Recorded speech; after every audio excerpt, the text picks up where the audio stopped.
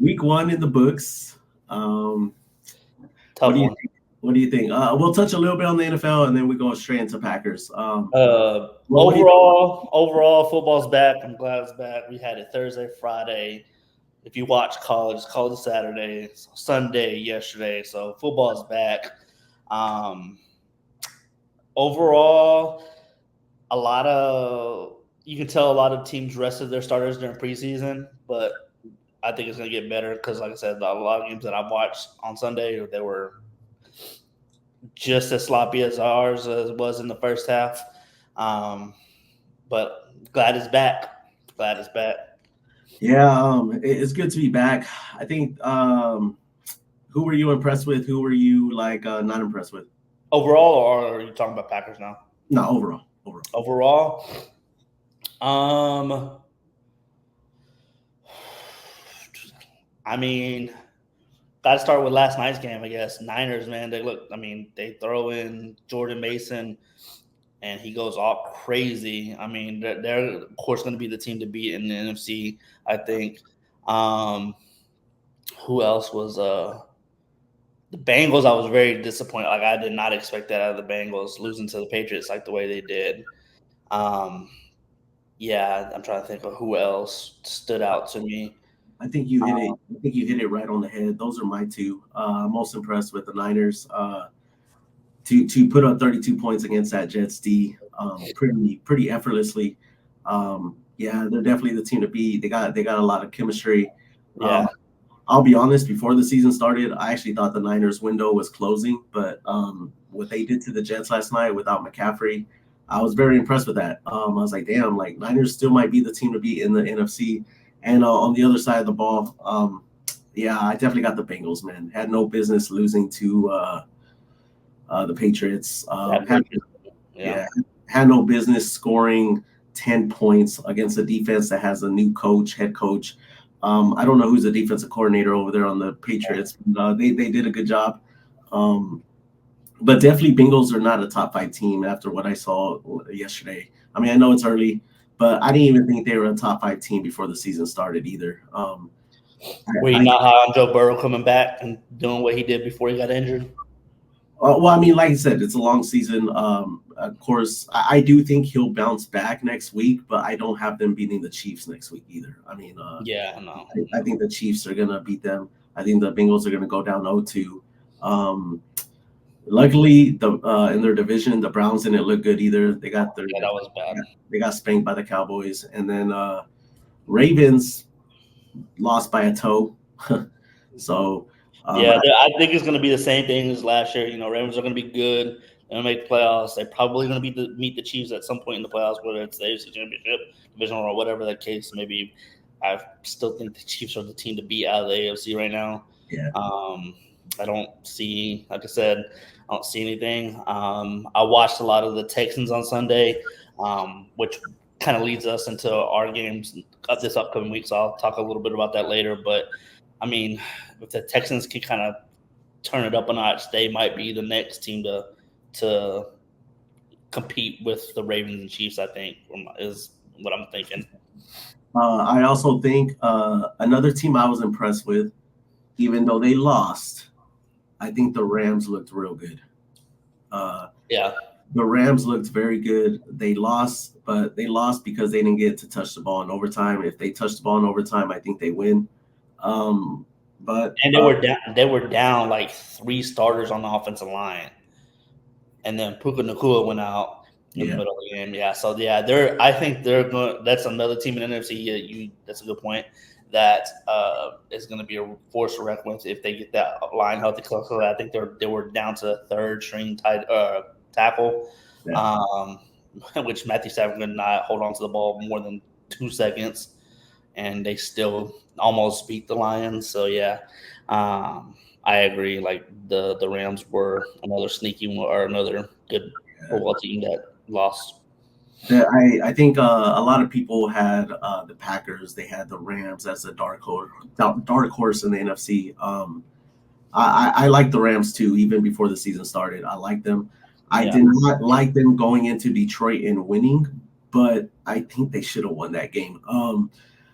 also Stafford put up over 300 yards passing against them. I think I got to check. But another question I wanted to ask you, and I'll answer first on this one. A team that you thought was going to be scary, but kind of didn't look too scary in the first week. I think for me, NFC and AFC, I think the Lions. I mean, they won, but they don't look scary at all, man. I think they should have lost to the Rams. I think they're very beatable. I mean, like I said, this is only week one, so we're probably getting too far ahead of ourselves. But the Lions definitely didn't look scary at all. I think they kind of like the Eagles. I think they got away with one. And then on the AFC, I had it off the tip of my head. Who didn't? Oh, the Jets. I got to go with the Jets. I don't think the Jets look scary. I think, can A-Rod still play? Yes, he can play. I mean, he did go up against one of the best defenses out there in week one. I mean, a lot of quarterbacks would not do good against that defense. So you got to give him a little bit of can't really throw him under the bus yet because he did look good on 2 drives. But, I mean, he had how many drives? And, you know, but, yeah, the Jets, they didn't look scary at all. But, I mean, they are also the 2 teams that, like, just because they didn't look scary week one, I mean, they can cause some damage down the road. So, but, like, I think right now, unfortunately, the Jets didn't win. I didn't think they deserved to win either. They got beat in all phases of the ball. And then the Lions as well, I think they got lucky. Not lucky, but, like, I think they should have lost. But props to them, like, and, like, we'll get into the Packers, but, like, I think the Lions and the Eagles, I think they found a way to win, and I think you got to give that credit. And like I said, I'll get into that when we talk about the Packers. But yeah, who did you think looked scary? And it wasn't that we thought were going to be scary. I do agree with the Lions. I was like, when I was watching that game, I was like, oh, we can definitely beat this team. Like they didn't really have that fear like they did last year. Like, oh man, we got to face the Lions. The Jets is a good pick. The surprising thing with the Jets was that the offense, okay, whatever, they were kind of suspect, but that defense, we come into the season saying the Jets have one of the top defenses in the league. Like you said, it's week one, so that could still change dramatically. But they let Jordan Mason run all over them. And I was like, what if Chris McCaffrey was in the game? How many rushing yards and stuff would they have had then? So that was kind of disappointing with the Jets. Was like not necessarily their offensive side of the ball, but the defensive side of the ball that they didn't. It seemed like they weren't clicking like they were last year. But to kind of change it up a little bit, to be honest with you, the Ravens, they're going to be good. I'm not going to say they're not. They're just. It's going to be the same scripts every year. Lamar has to learn how to throw the ball. That's wild to say. Lamar has to be a little bit more accurate, in my opinion. He can't. I know there was reports he lost all his weight, so he can go back to being faster, so he can run more. That's not going to win them games. That's not going to win them games. He's going to win games, but he's not going to win in the playoffs. I also think on that last drive, not the one where likely hit the out of bounds with his toe, but I think a play or 2 plays before that, he had someone open in the end zone. Yeah, he missed him. So yeah, but I mean, like I said, they're not like I said. I know that's not like we thought they're going to be. Like they're still going to be a good team. They're probably going to win the AFC North. When we get to the playoffs, this is going to be the same thing. So yeah, for sure. All right. Did you have any other questions on the NFL? No, I think that I mean, like I said, I'm just glad football's back, man. Yeah. We'll jump into the Packers now, but one thing I will say to defend the Jets a little bit, the Jets didn't know until an hour before the game that McCaffrey wasn't going to play, so they didn't have time to prepare for Mason. So if you give them time, I don't think Mason runs all over them. Maybe not. Maybe it has nothing to do with it, and Mason just had a good game. But I mean, I don't know. Did you hear that? Like the Niners are getting some heat for not mentioning it earlier. Did you hear anything about that?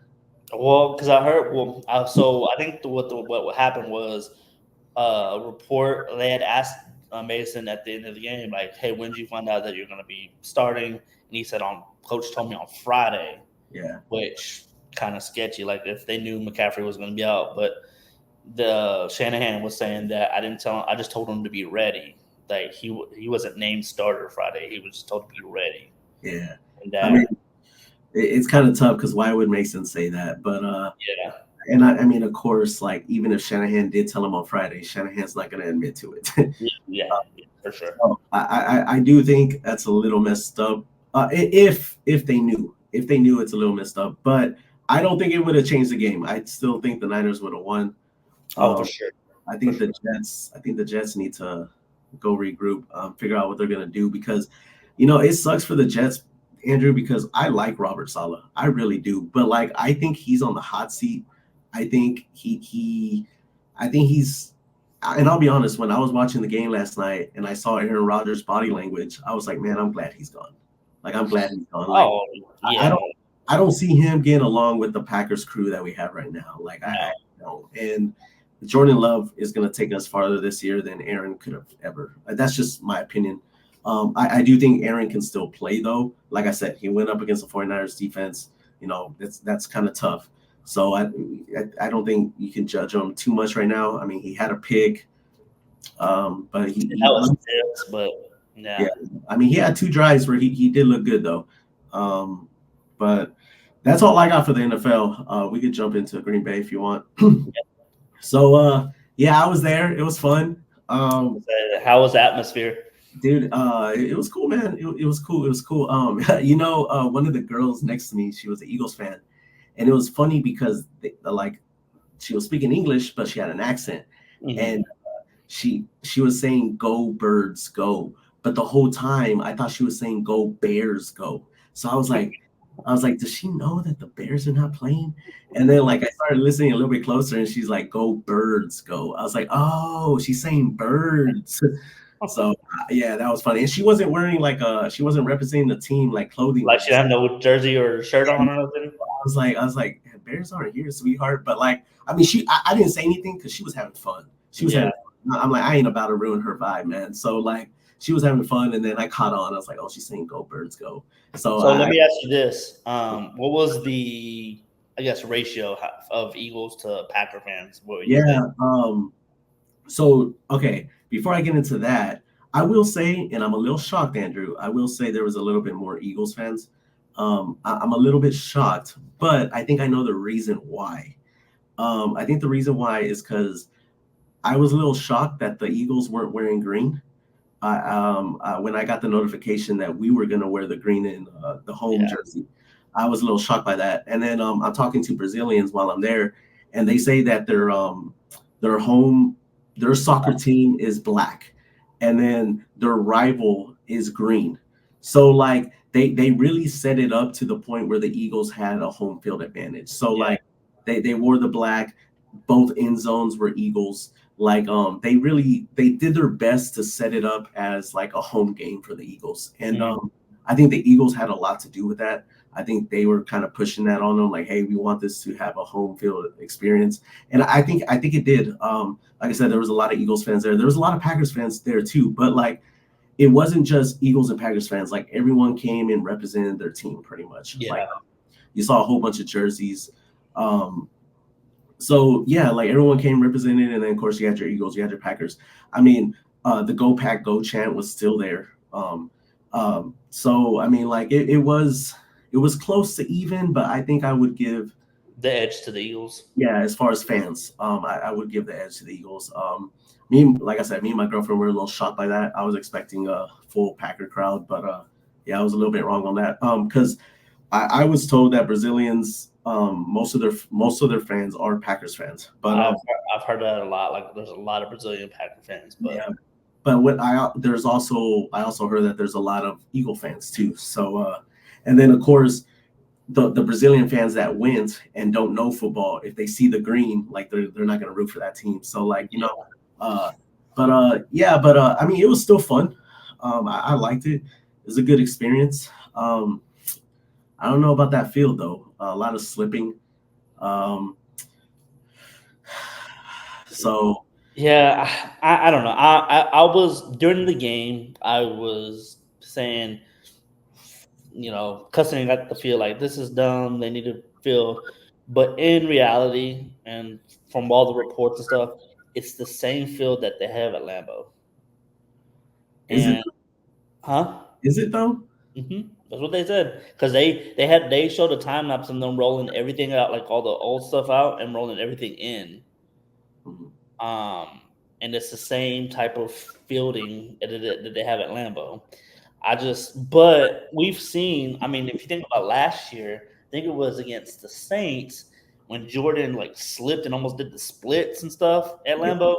So they slip at Lambeau. I mean, like I said, it just seems like it because international game, So I wasn't like yeah, during the game, I was like, man, this is horrible. But looking back on it, looking at the report, I'm like, I get it. yeah. Wear longer. They gotta wear the longer cleats. Yeah. I know I a mean, lot of even LaFleur said it. He's like, man, the Eagles had to deal with it too. So like, I mean, yeah. but the only reason why I bring up the field is because there was a run. It was a good run by Wilson, but like the way he slipped and fell, like it looked ugly, man. It looked ugly to the point where like I could see an injury coming from that. Wilson broke out for a run and then like he just slipped and fell on his butt.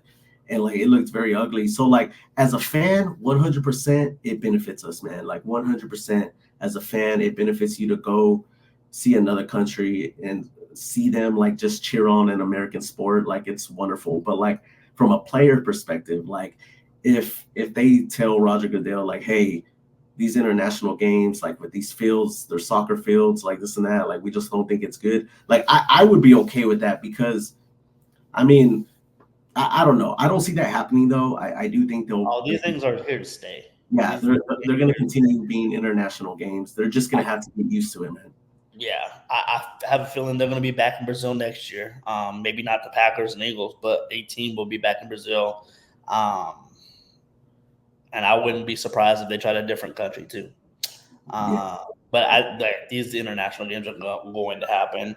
Um, and even on that J Love injury, I don't think it had anything to do with the field. I mean, nah, that was more. Yeah, we can talk about that in a little bit, but that was more of the player that tackled him than anything. yeah, and I mean, I'll be honest. Like I was at the game, so I wasn't on social media, but like I'll be honest, I didn't really check social media about the game until like 3 days later.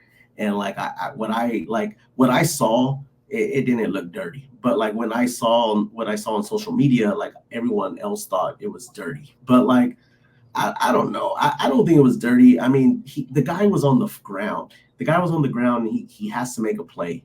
I mean, like so, and it was around the knee area. I don't think it was dirty. I mean, he was just trying to make a play, man. Unfortunately, his knee bucked. I mean, Yeah, I was a little shocked when I finally got back on social media and saw that. I was like, nah. I was like, Jalen Carter's good. Like, I'm not tripping over it. Like, but I heard that like a lot of people thought it was dirty, and I was a little like shocked because I was like, man, like it's I guess seeing it on TV, seeing it in real life, like I guess I missed some stuff that you guys see on TV because y'all got commentators like telling y'all stuff also. Like me, yeah. I'm just watching the game. So And, like I and do then when they do it in slow mo, like when you got one guy low at his legs turning, another guy kind of going up high at yeah, the same time, all in yeah, slow mo. It just yeah. In the moment, like at the end, I don't think it was dirty either. yeah. In the moment, I might have yelled out dirty mf or whatever, Uh, yeah. But looking back on it, it wasn't a dirty play. It was just more like a bad situation. Um, but watching it live and then watching it again in slow mo on the replay, it's like, man, yeah, and I get that. I get that. Like I didn't see any slow mo. I didn't see any of that. So I can see why people would be mad. But yeah, I mean, at the end of the day, being mad is it's not going to change like what happened. So nope. it's something we're gonna have to deal with. before we jump into the game, Matt LaFleur says he's not counting him out for Sunday, which is wild to me. Yeah, I think he's just saying that to kind of keep the Colts should know better, but just to kind of keep the Colts on the feet, like, oh, we might have to prepare if Jordan Love plays. Yeah, I think that's all he's about. I'd be very, very, very shocked if Jordan Love even suits up for the game, like acting like he's going to play. Yeah. Yeah. But I want to talk about the Eagles-Packers game, Yeah. but let's jump into week 2. Like, before we do that, I want to jump into week 2 real fast. Okay. We can beat the Colts with Malik Willis, dude. Oh, for sure.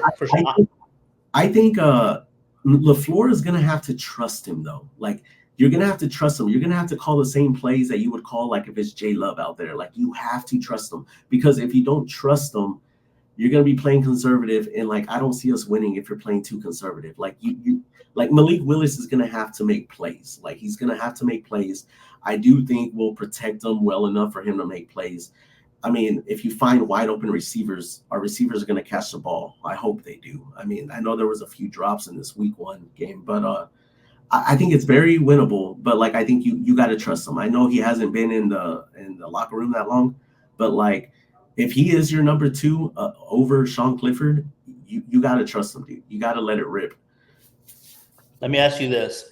If you had a guess right now on Tuesday, how many pass attempts do you think Malik Willis will have or should have?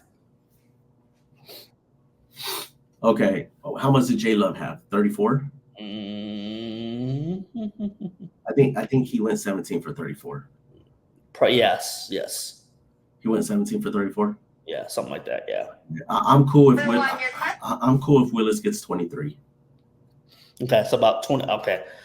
I agree. I think he has to at least get 20. 20. Okay, I agree, but I do agree we need to rely heavily on Josh Jacobs. It has to be a lot more running game with Josh Jacobs, Emmanuel Wilson, whoever's back there. But we're gonna have to rely on the running game. And the reason I say that is because Joe Mixon just rushed for like 20 rush attempts or something like that for 100 and something yards, 59 yards, whatever it was, against the Colts defense. So the Colts can be had on the ground. Okay.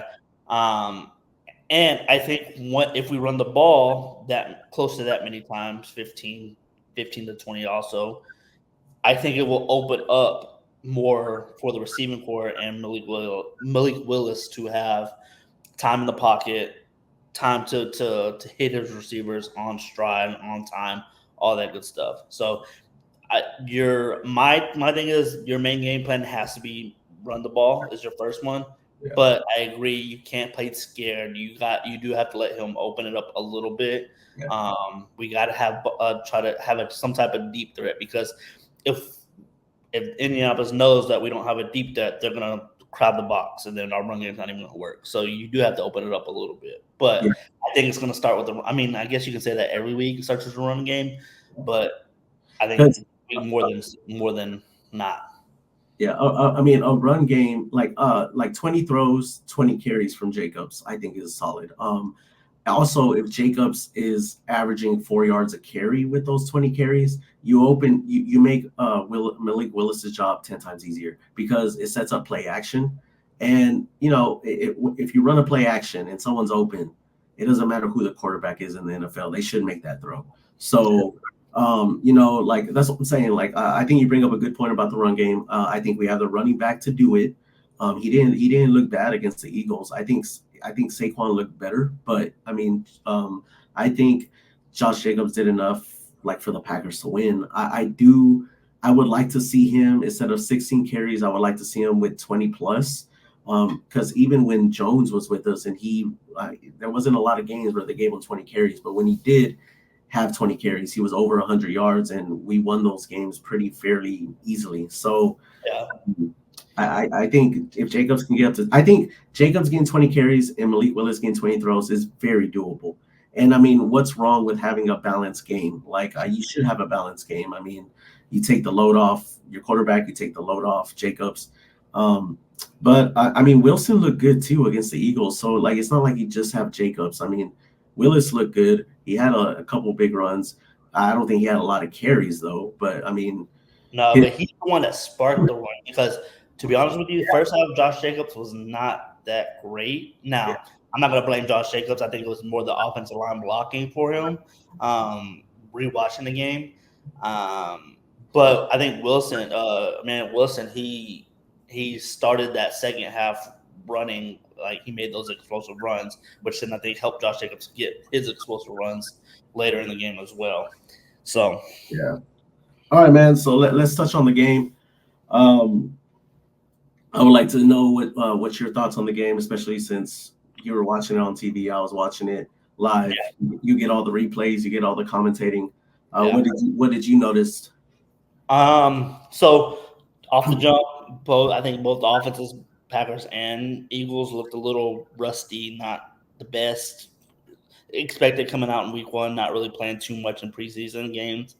Um, we should have won this game. This game should have been won by a lot. It shouldn't even have been this close. I'm glad you said that because I was gonna say it. Yeah, this game shouldn't have been close. I was one of the ones at the beginning of the season that when Saquon went to Philadelphia, I was like, that's going to be great for the Philadelphia Eagles. Saquon's going to do well over there, I think. Sure enough, he got 3 touchdowns against us. Yeah. Do you think they're the best offense in the NFL? Right now, no, but they can be. I think they can be, and they might be. I'm not going to say they will be. I don't think they are. Like, if you look at it on paper, they are. They should be. Yeah. But like, I'm a little like, I know we should definitely win the game. But if Jalen Hurts can get anything back to not last year, the year before last, whatever, he was good when he went to Super Bowl, they're going to be dangerous because, like I said, that's with Saquon back there, AJ Brown and Devontae Smith on the wide. That's scary. Who do you think is better than the Eagles offense? Who do I think was better than the Eagles offensively? Yeah, who do you think is better than them offensively? But okay, you don't think the Eagles are the best offense in the NFL. Do you think they are the most talented offense in the NFL? They're up there. I would say the Niners are more talented than they are. They got, huh? Yeah, I mean they got Debo, Brandon Ayuk, CMC, George Kittle. I mean the Niners got an offense. Yeah, I guess the only thing that the only reason why I put the Eagles over the Niners is probably because of quarterback. And right now, I think Jalen Hurts is not. I mean, I agree. He's not legit, but he's better than Purdy. Right now, I don't know. I don't know if I can make that argument. Really? Maybe a couple years ago, if we were talking about Jalen Hurts a couple years ago, Jalen Hurts top notch. Well, you see, okay, like going back to what you said, how we should have won the game. I agree, man. Like but like you got to give the Eagles credit. Like for the most part of the game, they played clean while we played a sloppy game. But if you take that first possession, we throw a touchdown to Reed that gets called back because we have 12 men on the field. And I think when we threw that touchdown, Jay Love ran a hurry up. 9 times out of 10, that 12 men on the field when you run a hurry up is called on the defense. So it was both. It was 12 men on the defense, 12 men on the offense. So they offset it. Offset it, yeah. Okay. Oh, man. Yeah. But that's dumb. Like, why are we subbing when we were trying to win hurt? Yeah. No, I agree.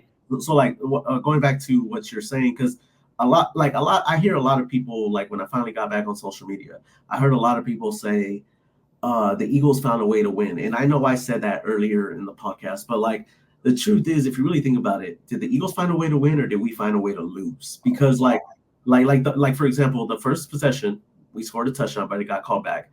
And then what does Hurts do? He throws an interception, McKinney with the interception, and we start the possession in the red zone. And I think it was either I don't know, like flags hurt us on that play. And then we come around with 3. The next possession, Eagles fumble. We start the possession in the red zone again. And then I think during that one, we threw a touchdown to Watson. I think it was Watson in the end zone, and he drops it, but it didn't even matter because there was a flag on the play.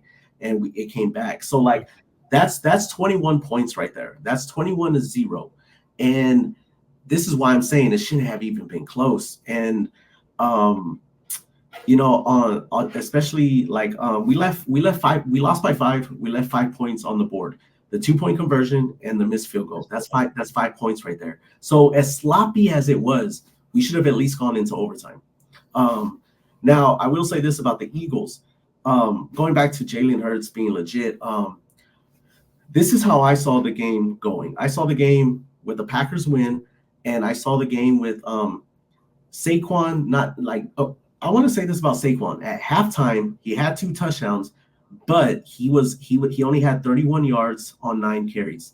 As a defensive coordinator, I'm taking that all day long.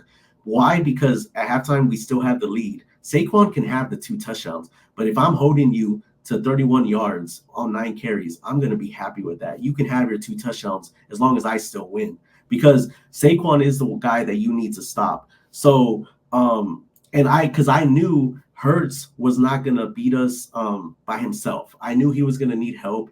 I knew he was going to turn the ball over, and he did 3 times. And I will say this, 9 times out of 10, you win the game when you score 29 points and have a turnover differential of +2. Now, going back to why I think Hurts is better than Purdy. Like Hurts, yes, I knew he was going to turn the ball over. I knew he's not like in the category of Mahomes, but his first touchdown pass to Saquon Barkley was a dime. Like it was a running back against a.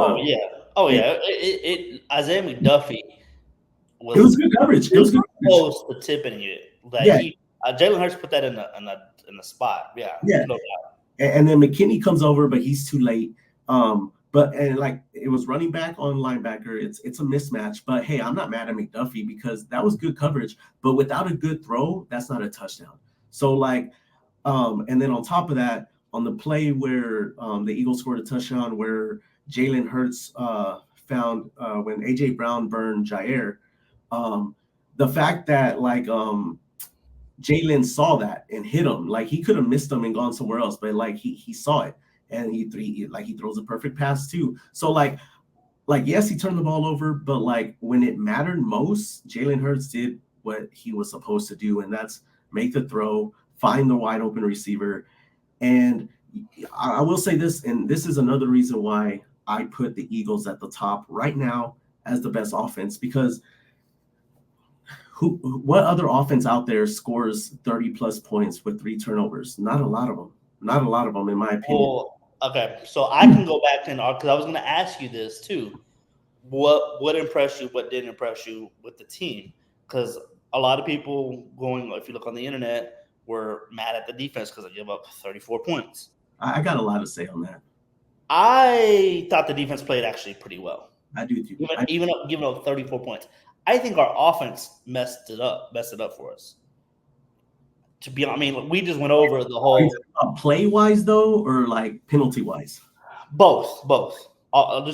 Just because I don't think we look bad offensively. I think the only thing is J Love got to be better than 50% completion. But aside from that, J Love tore him. He picked them apart. I mean, he did, but we like you said, with the 3 turnovers that we had, we come at least with 7. One of those had to come at least a touchdown. One of them, and we win the game, right? If 2 or 3 of them come in touchdowns, I think the Eagles have a whole different game plan where we can attack more defensively. Jeff Hafley can do something different defensively, but since we were only getting 3 here, the Eagles will go down. It was like a back and forth game. It was one of those things that our defense, I think, just eventually got tired to where. When Jair got burnt, was he tired? Was he out of position? I don't know. I mean, you can go back and forth. I think the people that were mad about our defense, I was more upset about the offense, but I agree with the mistakes, with the penalties. Because we had 10 penalties for 71 yards. Yeah, I know. And 100 yards in penalties. Yeah, I know. So yes, I'm not even. I was going to ask you, what do you think about the defense? Okay, so I am going to defend the defense. I'm going to defend Hafley, And of course, people are going to want to know why when we give up 34 points. Okay. First of all, the defense didn't have a bad game. They had 2 bad quarters, not a bad game. They gave up 0 points in the first quarter and they gave up 3 points in the fourth quarter. They gave up 31 points in the second and third quarter combined. So if you take those 2 quarters out, Hafley's defense only gave up 3 points. So defense didn't have a bad game. They had 2 bad quarters. That's the first defense I'm gonna defend the defense. Now defending Hafley, I'm gonna defend him by saying everyone's okay. My mindset on the Packers before the season started was we're gonna be better than last year because Hafley is a better defensive coordinator than Joe Barry. Even if we get average Hafley instead of the best Hafley, we're still gonna be better than last season. Now, the last time we played the Eagles and Joe Barry was our defensive coordinator, we gave up 40 points. Hafley gave up 34. So Joe Barry gave up more points than Hafley did against this Eagles offense. That's first of all. And then, like I said, they had 2 bad quarters. They didn't have a bad game. We also forced 3 turnovers, and that was the number one thing I was excited about this defense. I knew with Hafley, we are going to get turnovers on anyone's offense. I knew Jalen Hurts was going to throw a pick, at least one. I'll be honest, I didn't think Jay Love was going to throw a pick. And I'll touch on Jay Love a little bit because some of his throws did look sloppy. And like I was like, come on, I don't really see Jay Love making those throws. But going back to the defense, we had 2 sacks on Jalen. I think pressure-wise, though, we only touched him like 5 times. I think if anything, that kind of needs to get cleaned up. But then again, you're facing the Eagles O-line. Like this defense had a big challenge coming in. This defense is going to get better. There might be a little bit of growing pains to get there, but the only reason, let's flip it. Let's flip it to the point where the Packers get the win. People are going to be talking about the Eagles defense. Like, oh, Eagles defense gave up 30 points to the Packers. Their defense sucks. Well, the only reason why they're not talking about their defense more than our defense is because they won the game. If it was flip-flop, they would be talking about their defense. But now Jair, I'll defend Jair too because Jair is our best corner and he's always going to go up against the best receiver, which means from time to time he's going to get burned. So, but I will say on that play to AJ Brown, even if you get burned, that play can't be a touchdown. You gotta tackle him. But give props to Brown. As soon as he caught the ball, he cut towards the other side of the field. Like he knew where the safety was at. And once he cut, the safety didn't have a chance. So it was a very good play by AJ Brown. But I'm saying, like, if you're going to get beat like that, you got to make sure your safety makes a play on that. Now, I think it was Bullard that fell down on that play. The Packers got to love him, Andrew. You know, he played 100% of the snaps. Mm-hmm. Yeah, he played 100% of the snaps. So, and he laid out AJ Brown. I don't know if they showed that on TV, but he laid him out on one play, and he had to walk to the sidelines. So, I think, the only thing I would say, Andrew, is maybe, but it goes back to like, you played the Eagles, you played their O-line, the run defense. Saquon did have over 100 yards, but then again, it was just for 2 quarters where he looked good. The first half he had 9 carries for 31 yards. So it goes back to last year. What was the issue with our offense last year? They were saying, oh, the Packers, they get hot in the second half. They can't play a full game. Well, that's what we're seeing with our defense right now. We were good for 2 quarters, and then we just stunk it up for 2 quarters, Yeah. That's my take on the defense. I'm not worried at all because any other offense, we win that game. Any other offense besides the Eagles, we win that game. Yeah. Sorry. Go ahead, finish. Yeah. So I just want to say it goes back to what you said about our offense. If we capitalize on our turnovers, and that's what I'm saying. Like it blows my mind that people, the Packers defense, it still sucks. Well, they gave the ball to the offense in the opponent's red zone two or 3 times, and the offense didn't do anything with that. And you want to put blame on the defense? Nah, man, nah.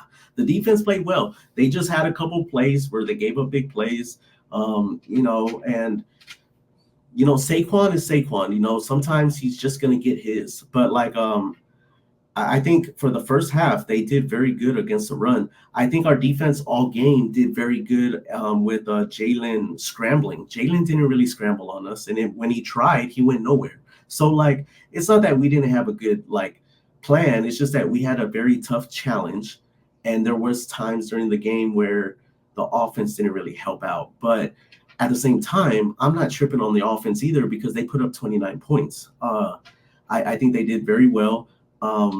It's just that I think the Eagles played very good adversity defense, meaning their defense went out on the field in the red zone and they still found a way to make a stop. And they had a little bit of help with the penalties, but they played very good adversity defense, while our defense, when we absolutely needed to make a stop, it just didn't happen. So, but like I said, 9 times out of 10, when you score 29 points and you have a turnover differential of +2, you win the game. So this is just one of those games where like you just got to swallow it. You should have won the game, but you got to move on because we got to clean up the sloppiness. I will say that too.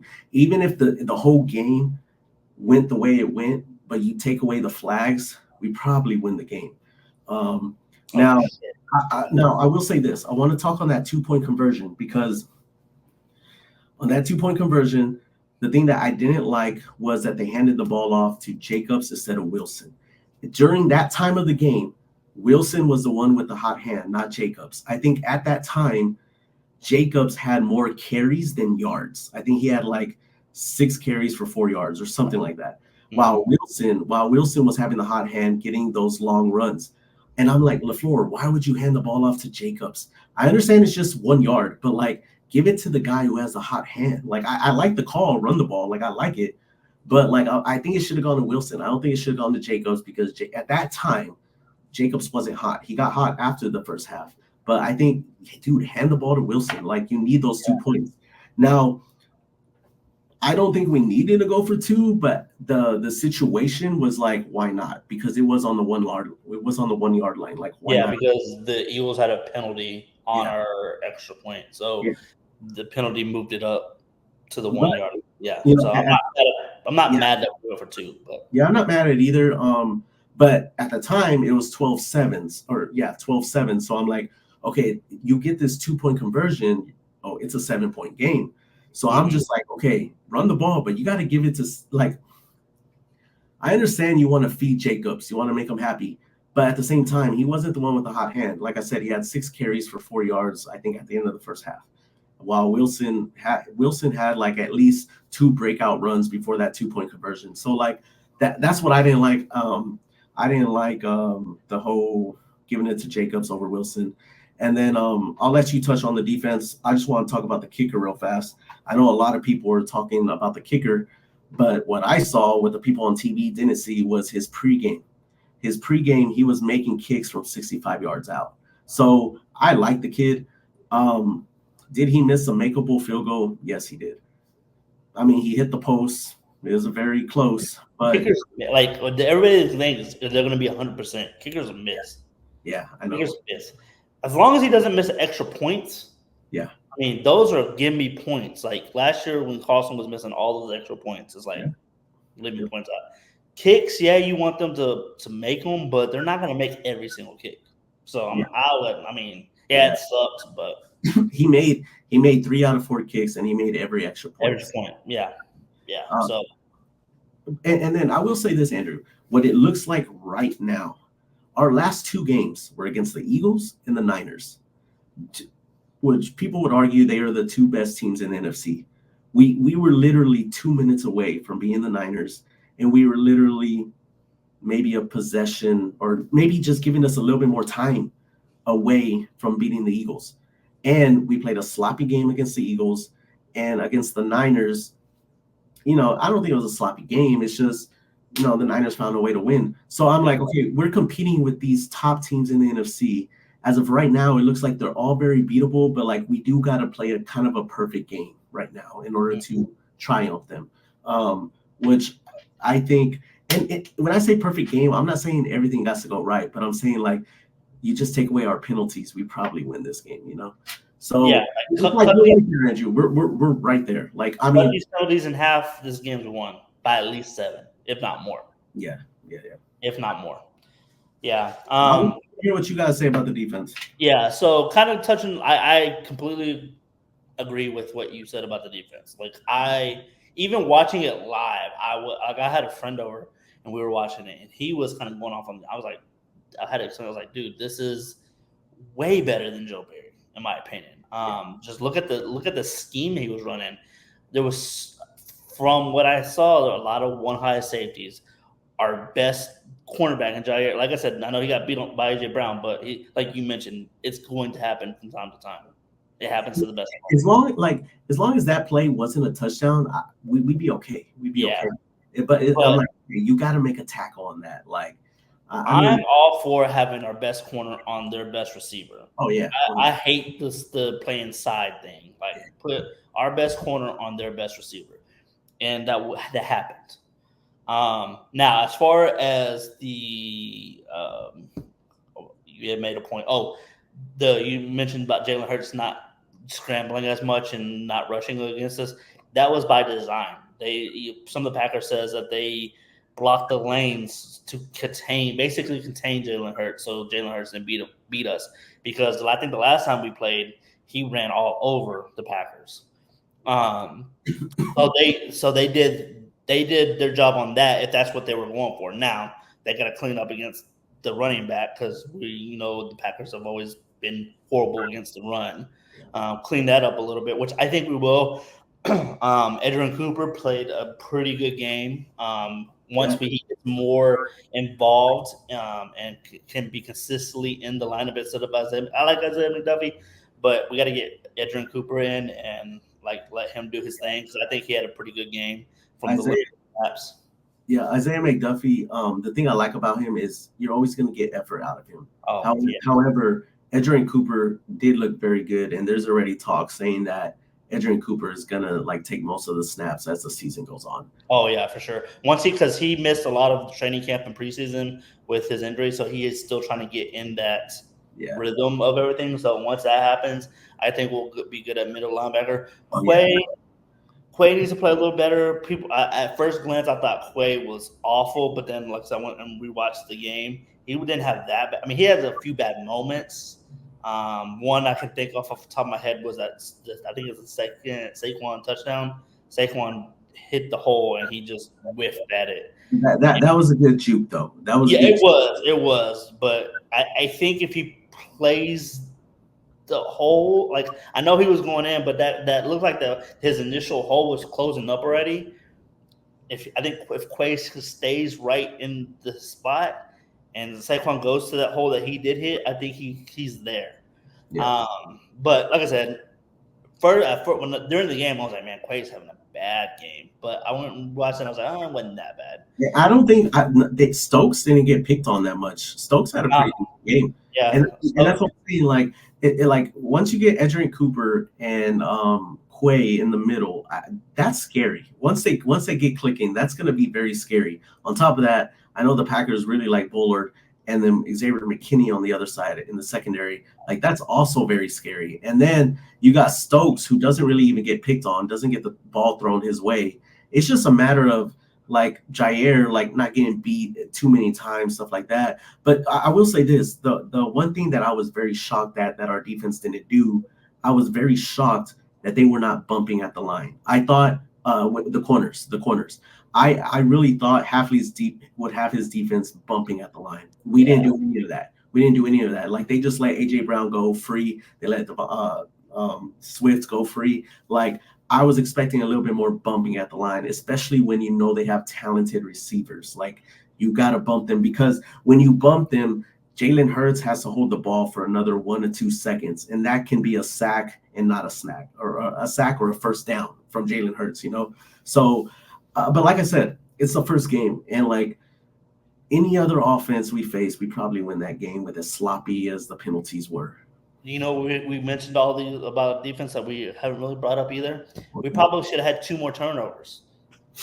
I think Keyshawn should have took it to the house. Oh yeah. He should have picked that and took it to the house. And I think I think it was Jair that almost had another interception. There was two other almost interceptions that we almost had. The Keyshawn one, though, it should have been a house call. Yeah. So I was like, man, that 4 or 5 turnovers that our defense created that didn't happen. But yeah, like I said, I'm not worried about our defense. I'm not worried about the team in general. Like I said, as the weeks progress, we'll get better and the play will get less sloppier. I'm hoping. As far as penalty wise, yeah, we got to be better on third downs too. We were 3 for 11 on third downs. Yeah, Our defense though better than last year's. We held the Eagles on their third downs. They were 4 for 14, so they weren't as good on third downs either. They just did it in crucial times. Yeah. So I'm guessing they did it on early downs. Yeah, or like late in the game, like when we needed them to just stop late when they scored their last touchdown. Yeah. Like we needed it stopped there, but I think they got okay. My biggest critique on the defense is the last possession. The Eagles got the ball with 8 minutes left to go in the game, and they milked the clock all the way down to 30. Yeah. That cannot happen. Like that is like the only thing where I'm like, guys, that can't happen. Yeah. And I think Jair got robbed with that holding call. I think that was So I hate blaming referees and calls. There was a lot of bad calls this game. Yeah, I mean, I'm also the type that like, look, I'm not gonna say, oh, we didn't lose because of referees. Yeah, what I'm saying is that call was bad. That was bad. I think there should have been a hold or pass interference on. There was a play to Christian Watson, deep bomb. Oh yeah. In the very early game, he had on. I mean, if they're gonna call that hold against Jair, that's got to be a hold in the first. Again, I don't like to say we lost because of that, but because we did it. There was a lot of bad calls. We beat ourselves. Yeah. Oh, for sure. But I want to go back to I want to go on Love now because you made a point that the Eagles should have had more turnovers. There were a couple of throws that Jordan made where I was like, whoa, I thought we were past that. Like, for example, that one that pick six that the Eagles defender dropped. It was early in the game. Jordan Love was trying to check it down to a running back and it almost got intercepted, but the Eagles defender dropped it. Oh, yeah. There was that one, and then his pick, he threw off his back foot, and like I heard Shannon Sharp talking about it. He's like, hey, Jordan Love, he's leaning too much on the back foot throw, and when he does that, the ball just sails, and it's not really a good throw.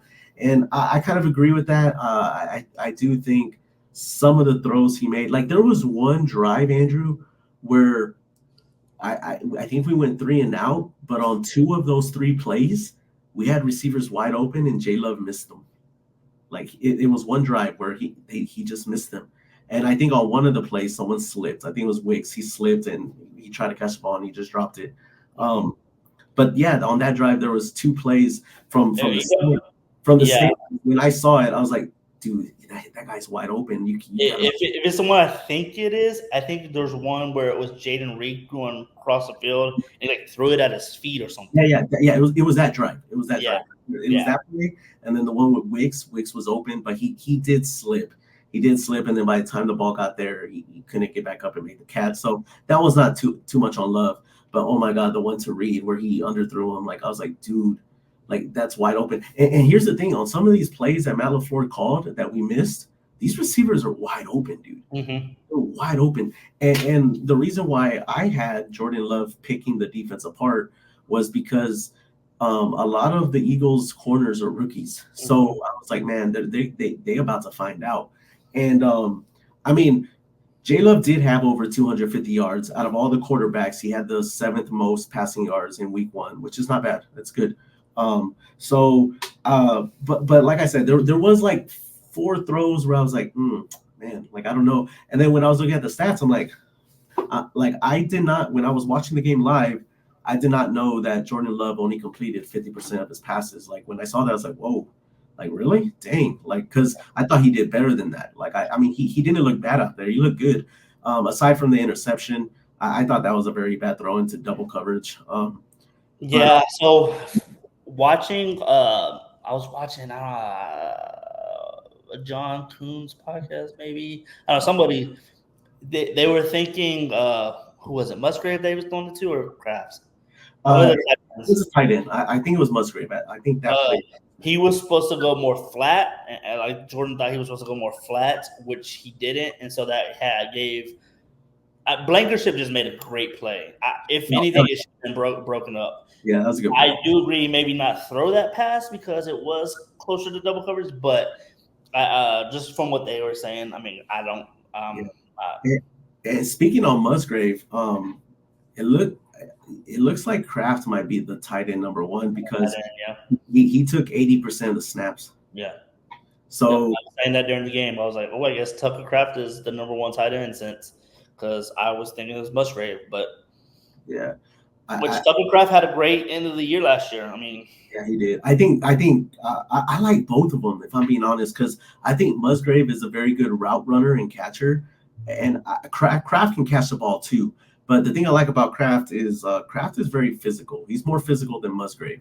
I think Musgrave is a little bit faster and better at route running. But even Tucker Kraft finds ways to get open. So like, I mean, I don't really care who's the number one tight end. I think they both can contribute very well to the team. And I mean, maybe Kuhn was right that he was supposed to go more flat. Because when I saw that from top, when I saw that from live view, I knew J Love was going to get rid of the ball very quick because I saw the pressure coming up the middle. Like people were blitzing him from up the middle, and the Cowboys did that in the playoffs, and we burned them with the touchdown. And then the Minnesota Vikings last year did that to us too, and we burned them with the touchdown, all in the middle of the field. So when I saw J Love throw in the middle, I was like, oh yeah, that's money. But then I just see the guy come in, like make a hell of a play, and I'm like, God damn. But I mean, like I said, before the game started, I had J Love throwing 0 interceptions. I had him having like at least 2 touchdowns and over 250 yards, which he did have. He had 260 yards. The 50%, like I said, I'm not really too worried about that because when you score 29 points, I'm not gonna bitch about you throwing for 50% when you score 29 points. But maybe a lot of that 50% that he missed came from like those red zone runs. Yeah, it was a lot of. I'm gonna say all of them. Majority of them, I think, were drops. Like Some of them are drops too. Hitting people in the hand. Like I said, I know the Wicks one he slipped, but the Wicks had like 2 or 3 that he should have caught that he dropped. I'm like, what is going on? Yeah. So there was a few of the just drops. I'm like, oh, that kind of got me a little worried a little bit. Like, oh, don't go back to this where we're dropping passes like we did at the beginning of the last year. But to me, I think it's just first game of the season. There's still a lot of them didn't play too much in the preseason, so they're still trying to get back into football mode, I guess you can say. And I think as the weeks go on, they'll get more progressive. And I don't know if you knew this, but Dobbs was dealing with a hand injury too, so he wasn't 100%. But another thing I was thinking about too, Reed looks good, man. Jaden Reed looks fucking good. Like a lot of people like to say that Watson's our deep threat. Fuck that, dude. I think it's Reed. I said that at the beginning of the season. I was like, everybody's talking about who's the wide receiver one, who's the wide receiver one. Like, it doesn't matter, but I was like, if I had to pick, it's Jaden Reed. Yeah. I know Chris Watson's the bigger name for people, national media, but Jaden Reed is going to be that guy, whatever you want to call it. Like what the Packers should do, like, because last year we were the best in the red zone, but in week 1 we kind of looked a little bad in the red zone. I think what LaFleur should do is like test, like if he's in the red zone, like especially like first and goal, and like you want to call a pass, like when you call a pass when it's like goal line, the receivers don't have a lot of stuff that they can do. So calling a pass play at midfield is a lot different than calling it at the 5-yard line. But like I think what LaFleur should be working on is when you do have those goal line passes, throw a fade to Watson, test out their cornerback, like throw a fade in the back of the end zone to Watson, like let him go up and get it. Like I said, like Watson can be used like dangerously, like especially in those red zone situations. Throw a fade, let Watson 6'5", and he like let him go up and get it, especially against those rookie cornerbacks against the Eagles. Like I think they should have done that. I think they should have threw some fades in the end zone to Watson. But I mean, like I said, you give props to the Eagles defense. You know, when they had to make a stop, they did, and you know it's a tough one to swallow. But like I honestly still think we're the better team. We just weren't the better team that night. Yeah. I completely agree. The Eagles did make some plays, and I think that's why they won. They made plays when it mattered. Like they really did. They did. So you gotta give them props. But going back to Reed, I wanted to also say, I think right now with all of our receivers, I think all of our receivers combined are like barely above $12 million. There's gonna come a time where we gotta pay them, and I'm sorry, but I'm paying Reed first, man. I think Reed is the one that we gotta keep. Yeah, no, I agree. So luckily, that's 2 or 3 years down the road for all of them, because they're all maybe Watts and Dotson are a little bit sooner because they came in the league a year earlier. But yeah, I'm definitely paying Reed first. To be honest with you,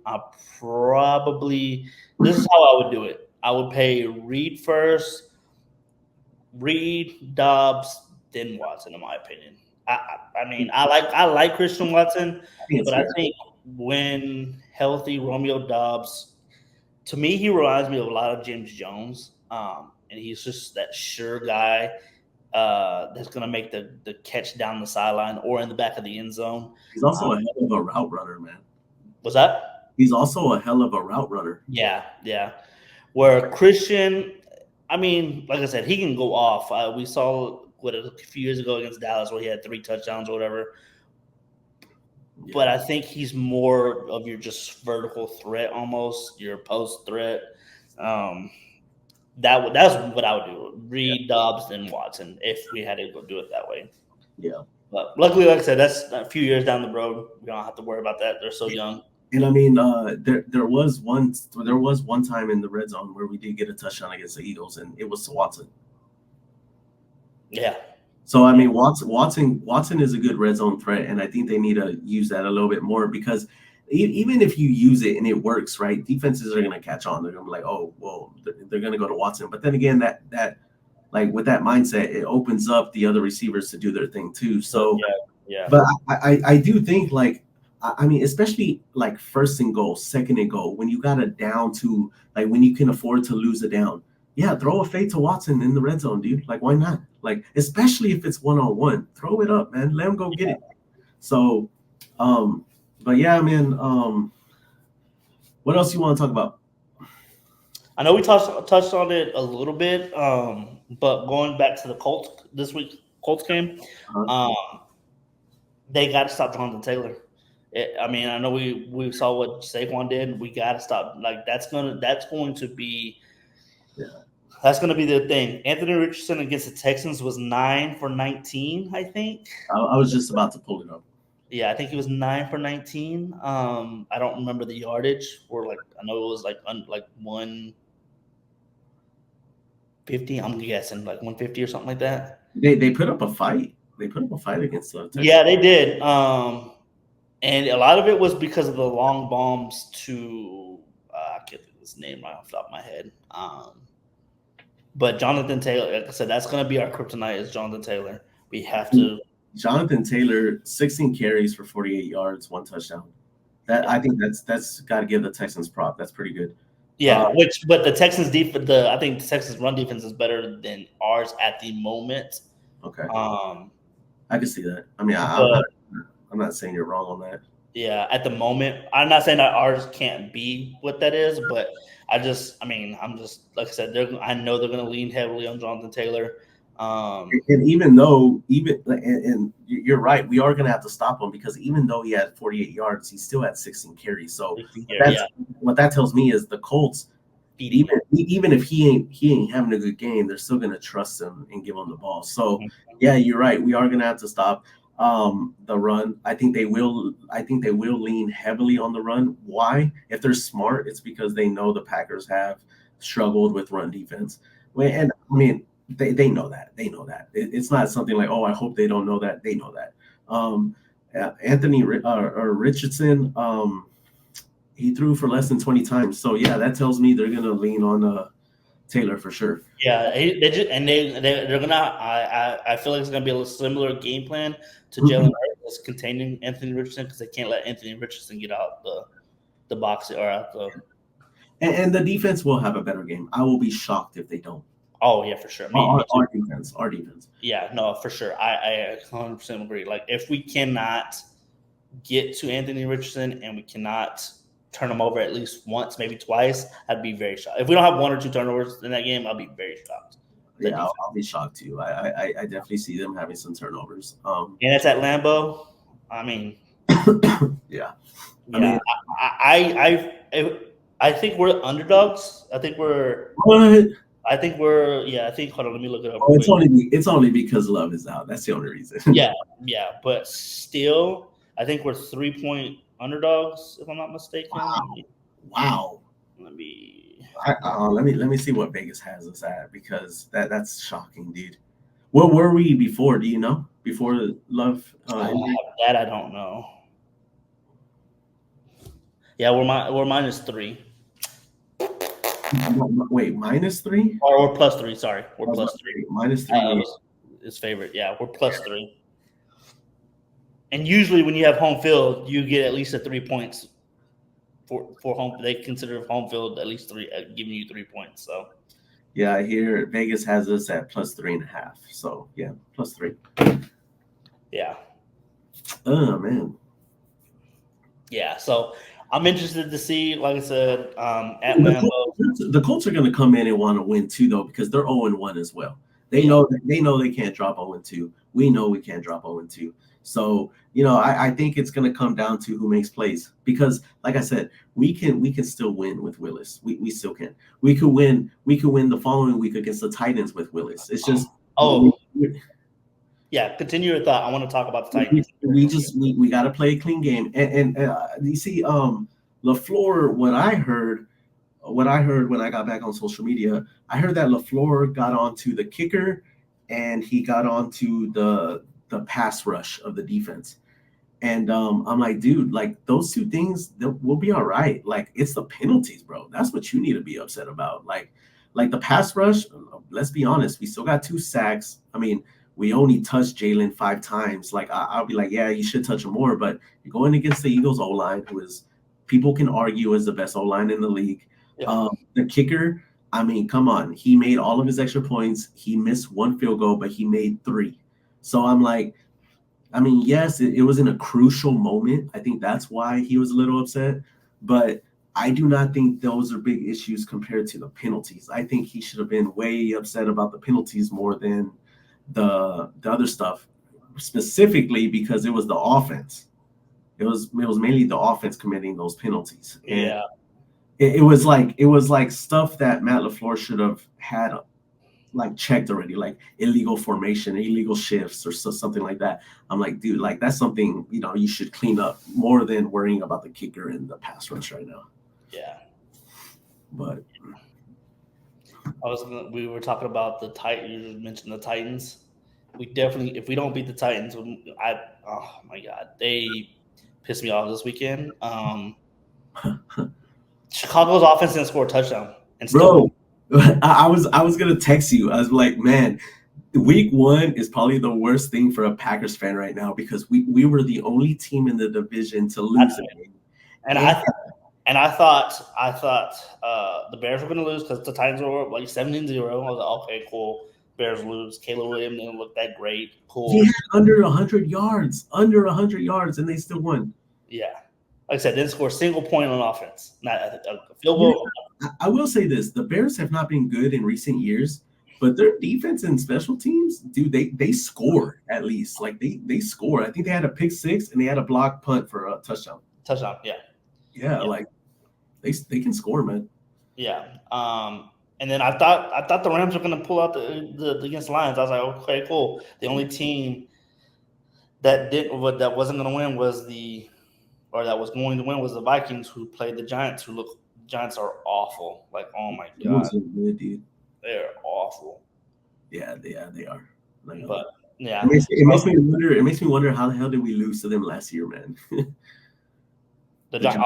With I mean that defense, man, that defense.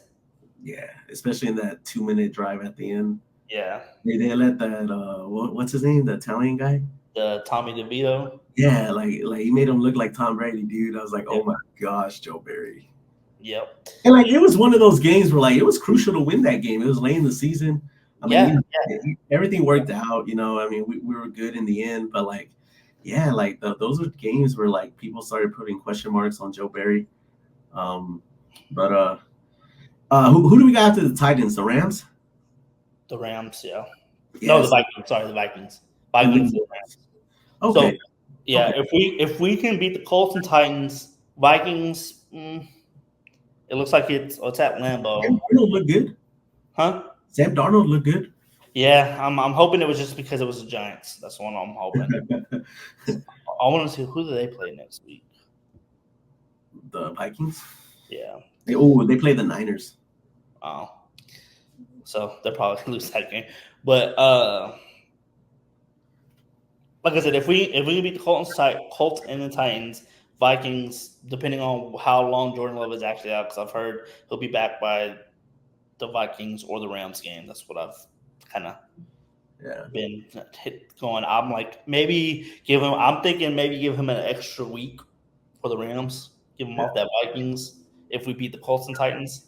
Yeah. Because at that point we'll be 2-1. Vikings, we could possibly, depending on how Malik looks. Yeah. And then go to LA. I want to ask you this. Do you think Malik should start over Clifford? The reason why I asked that question is because Clifford knows the system. Malik just barely came in. Yes, I do. Because even with yeah, I do. I think Malik Willis is a little bit more talented than Sean Clifford. I'm surprised we kept Sean Clifford, to be honest with you. I thought we were going to keep Pratt. Yeah, Pratt. But I guess once we released both of them and Pratt got picked up by Tampa Bay, they decided, let's get Clifford back on the practice squad. I think Malik should just do it. I mean, Clifford looked horrible in preseason. Horrible. He kind of looked bad to the point where maybe that's the only reason why Malik is starting, because for sure. Because aside from that, Clifford knows the system. Like Malik just 2 weeks ago, less than 2 weeks ago. Yeah, like right before the season started. Yeah, no, that's exactly why Malik's starting. I just think Malik has more talent. He has he has more upside than Sean Clifford, because, like I said, Sean Clifford. And you know, if Malik would have thrown up that Hail Mary at the end, who knows? Maybe we would have won. I know. I was like, man, just get it. I was yelling, just throw it. That's all. Don't get like that was the one thing. I like, come on, man, just throw it, even if it's not even. Honestly, Andrew, that was like the one time too. Like I remember seeing that, and I was like, God, like, come on, O-line. This is like the one play where like you gotta hold your man. Like you. Well, see, that's how I was like, man, this is a Jordan Love A-Rod moment. Like, let's go. That's why I'm kind of even more mad that he got hurt, because we couldn't see Jordan Love what he could have done that last few seconds. Because once he completed that pass to Jaden Reed on the sideline, I was like, we have this is. And this is why, like, this why, like I said, the one thing that cannot happen is that last play when the Eagles had 8 minutes and you let them run it all the way down to 30 seconds, which brings me to the kickoff. I don't think Nixon should have brought it out. I don't think he was supposed to. I don't think it ever got relayed to him to not take it out. I think because apparently Matt said he didn't want it out, but it didn't get relayed down to Nixon that he didn't want it out. Now, another thing on Jair's pick, he shouldn't have brought it out. He shouldn't have brought it out. He wasted like 20 seconds running back and forth in the end zone. Like he was running this way. I was like, what do you just go down? Just go down. I think with Jair, if he would have took a knee, we get the ball to 20. He ran it out to the 15. That's 5 yards right there. Yeah. And then I think on Nixon, when he ran it out, I think he got to like the 15. But if he nails it, it's out to the 30. I was like, dude. And I was like, the reason why I was shocked that he brought it out was because of how much time we had left. Like there was only 30 seconds. So I was like, 30 seconds at the 30-yard line is still very doable. Yeah, but like 30 seconds at the 15-yard line, I'm like, come on, Nixon. Like, you smarter than that, man. Yeah. I mean, but at the end of the day, but if he would have broke it off, he would have broke out that run. Like everyone would have shut the fuck up. So like, yeah, like I get it. Like I get what he was trying to do, and we think Keyshawn is a good return, good kickoff return. Oh, he is. I mean, sometimes I'm just like situate. Like, come on, man. Like we have 30 seconds left. We can get into like Hail Mary range. Yeah, and I think the thing with Nixon, I think what he needs to understand is like, hey, bro, bring it out 95% of the time, but there is that 5% where like, hey, man, like, hey, calm down. Yeah, but I think he was already frustrated because every kickoff before that, he didn't even get a chance. So yeah. Just trying to make. He's just trying to make a play. And like I said, I don't think it was related to him not to take it out. Because like I said, from what there was either yesterday's press conference was Matt LaFleur, maybe it was after the game. I can't remember which day it was. He said that he didn't want Nixon to run it out. He don't know who told him. Like somewhere down the line, it didn't get communicated to Nixon. Yeah. So the coaching. And then when Love made that throw to Jalen Reed, I was like, oh shit, that's Jeff Janis right there, bro. Yeah. Yep. But then it got cut short because he got hit in the knee. And I'm like, well, I was like, it's okay. I was like, all Malik has to do, just throw it up. Throw it up. Hopefully somebody can come down with it. And then he got sacked. I was like, man, that is the one thing that cannot happen. Yeah, right? Like, what's the worst thing that's going to happen? You're going to throw an interception? No, he's going to get sacked. Yeah. And I mean, I think, I don't know how good Malik's arm is. I don't know if it would have gotten. I don't know if it would have got into the end zone, but probably not. But I mean, at least we had a chance. It would have been crazy, crazy things have happened. So yeah, starting the season 0-1, but not worried at all. Like I said, I think we win the next 2 weeks. So, but one game at a time, beat the Colts. Yeah. On to the next. I think that's the mindset they need to have too. Like it's okay. It's okay to know that, like, I would say even the next 3 weeks are very winnable. And like I think it's okay to know that, but like at the same time, just focus on the Colts right now, man. Like just beat the Colts and then we'll worry about the rest later. Like Matt has to like focus on getting Malik up to speed. That's gotta be like, I'm pretty sure they're doing that. I'm pretty sure priorities, like, and Malik, I'm hoping Malik. Yeah, if I'm at LaFleur too, I'm having a serious conversation with Jacobs too, saying, "Hey man, like we don't need you to step up." Like, Jacobs, but see, like, what did you think about Jacobs? I thought he had a good game. Yeah, my buddy, he was, because he has him on fantasy as well, so he was like, "Man, I need him to go out." Like, Mike, look, man, it's his first game as a Packer, like, you know, full on first game as Packer. Like he'll get it, and then second half he started busting like 4 or 5 yards a carry. Then he busted, I think, 10+1 at one point in time. I'm like, see, just give him time to get going. He'll be good. He'll be good. Like I said, when I rewatched we watched it. Our offensive line didn't do him any favors. Yeah, she had a bad game. He broke, like, even on the runs where he had like long runs, he broke tackles to get those runs. Yeah. So like that's very positive right there. As far as like what he can do, like, you know, but I'm looking at the stats right now. He averaged 5.2. I'll take that any day. Yeah, that's great. Yeah. So like 84 yards. I mean, he just had a slow start. That's it. Yeah, it was that's what it was. A slow start at the beginning, kind of derailed his, I guess, total amount. But he said 5 yards to carry. That means 2 touches. He's getting a first down every time. Yeah. 2 rushes he getting. So yeah. And like I said, a lot of that 86 yards or whatever it was. I know it was 80 something. Hold on, let me pull it back up. I just want to. 84. So out of those 84 yards, a lot of those yards we can't say, oh yeah, it's because he had a great O-line. A lot of those yards he made on his own. So like, for sure. Like I think, and then if you look at Saquon, some of his runs, I'm not gonna lie, he had a big ass hole. Yeah. I mean, so like I'll take that. And the only reason why people are not praising Jacobs right now is just because Saquon had a better game. That's it. And Yeah, plus, and plus the Packers lost, the Eagles won. So of course they're gonna praise Saquon, especially when he has 3 touchdowns. And that's okay. Like that's okay because Saquon did have a good game. So, let him get his praise.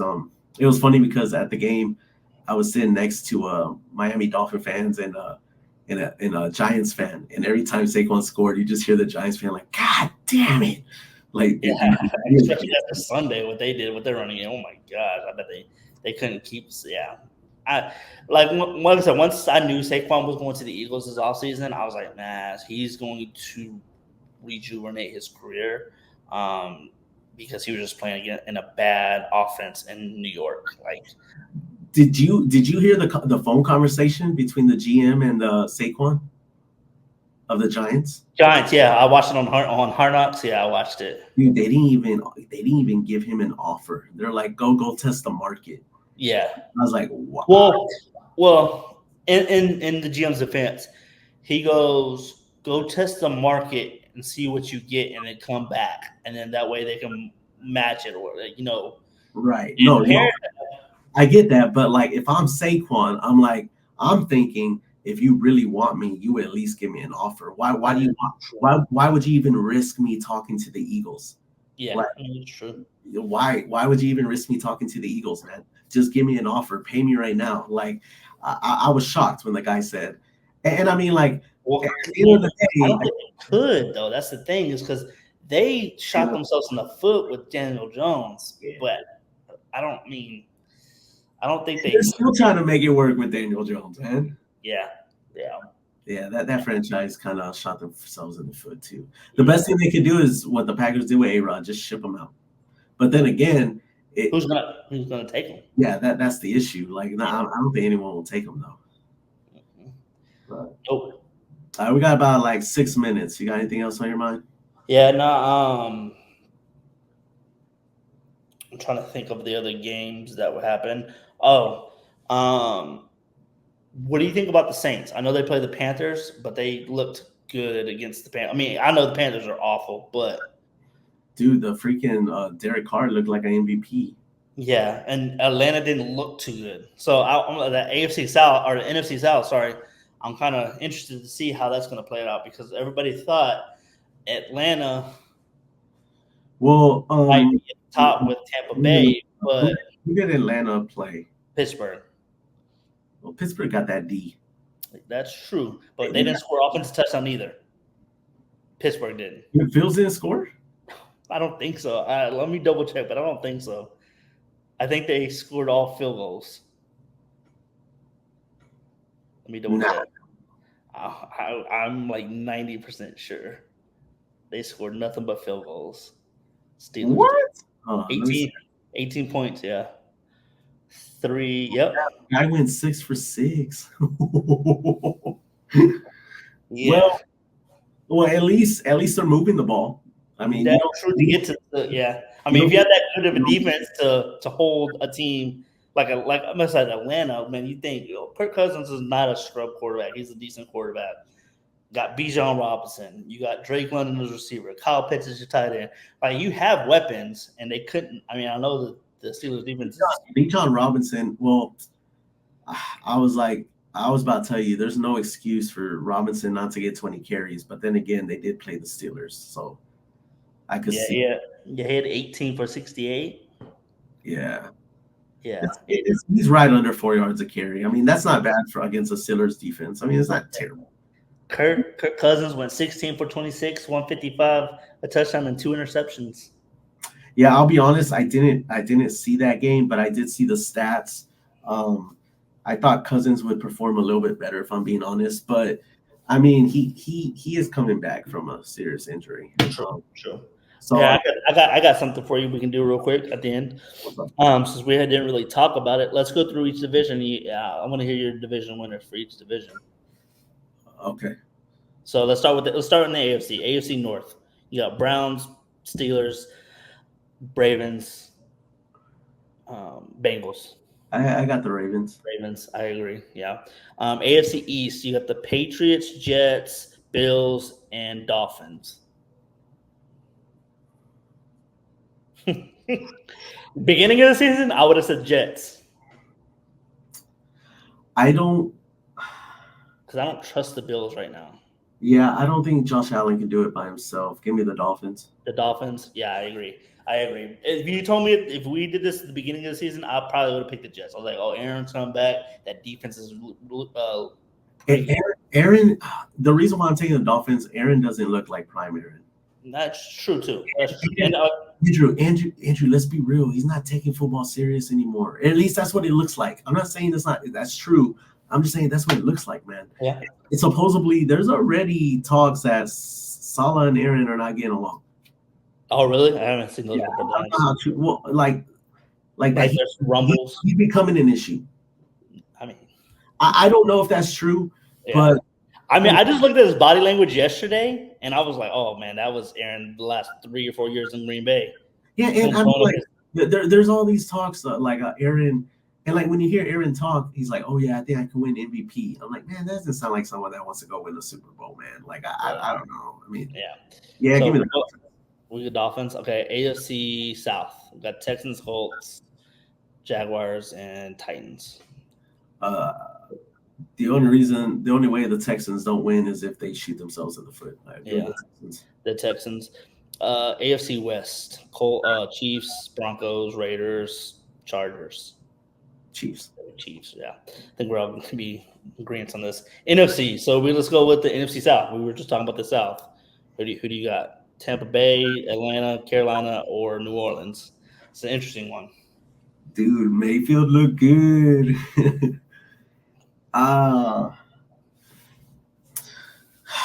Before the season started, I'd probably say Falcons, but from what I saw week 1 and with Kirk Cousins coming off an injury, not knowing what's going to happen, I don't think the Saints are good enough to win the division. I'll take the Bucs. The Bucs. They play the Commanders. Who do they play next week? Hold I on. will be honest. This is the one division, though. Also, the NFC North. The South is one of those divisions where if I am wrong, I wouldn't be surprised. But as of today, give me the Bucs. Sorry, I'm looking at.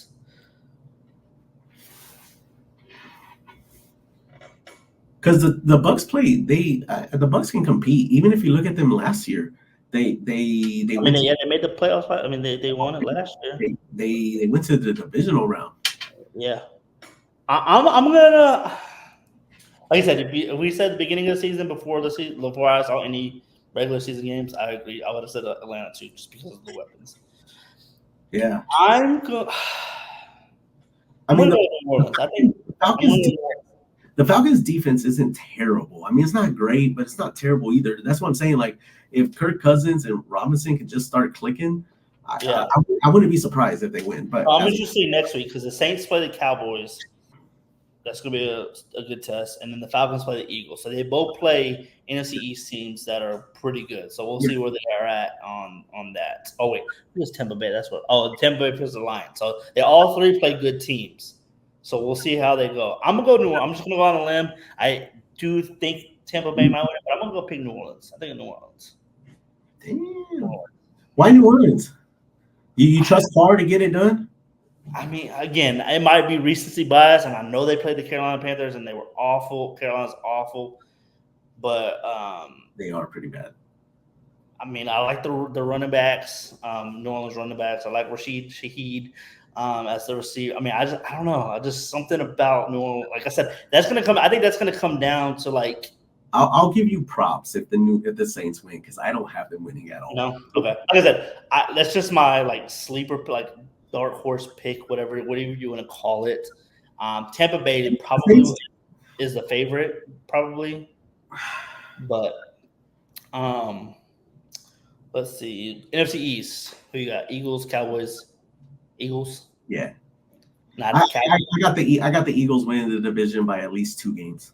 Oh wow! And so the Cowboys are going to be a wild card team, or they're not making the playoffs? No. They should make the playoffs. They should. I still think Dak. I know a lot of people don't like Dak, but I think Dak can get him to the playoffs. Okay. So you got the Eagles. The Eagles have too much talent. They do. I'm gonna go Eagles too. Wouldn't be surprised if Cowboys did it though. Eagles shot themselves in the foot last year too, so that I could mean, always happen again.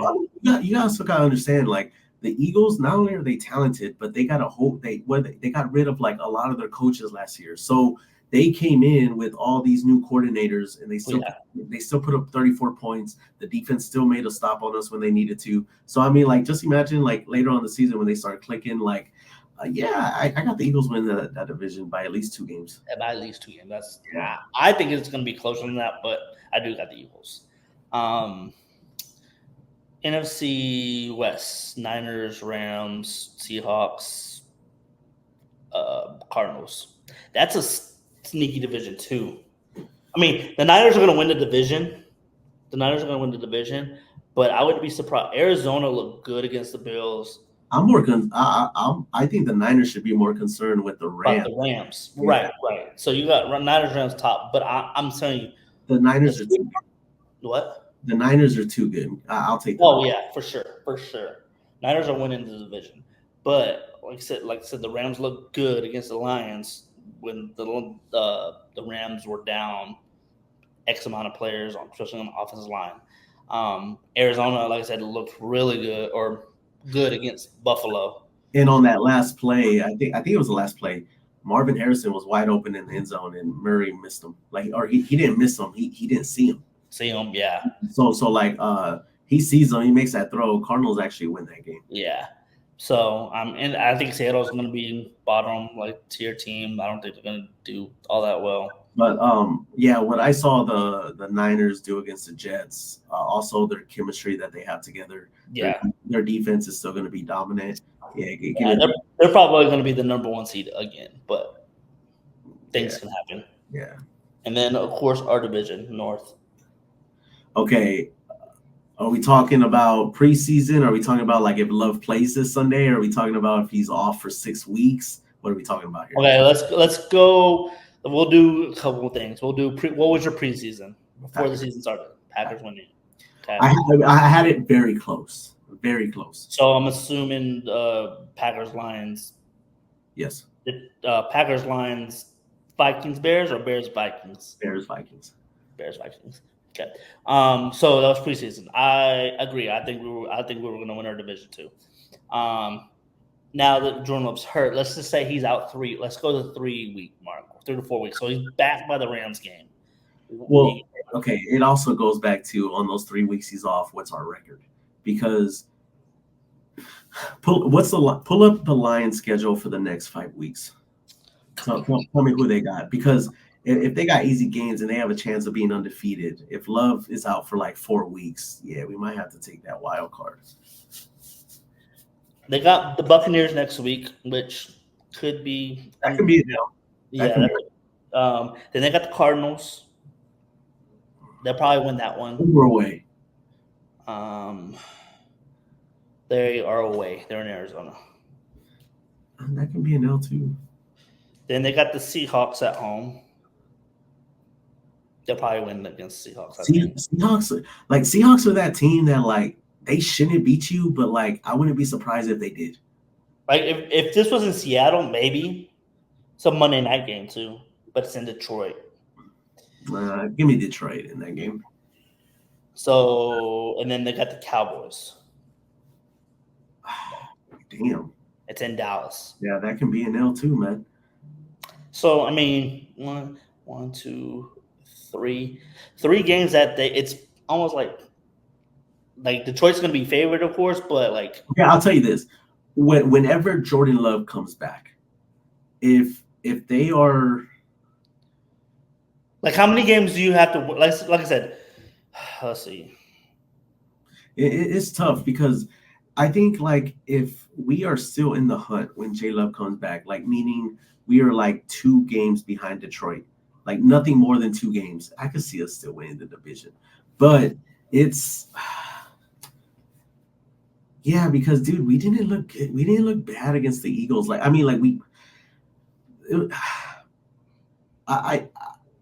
okay, I've told you this before, Andrew.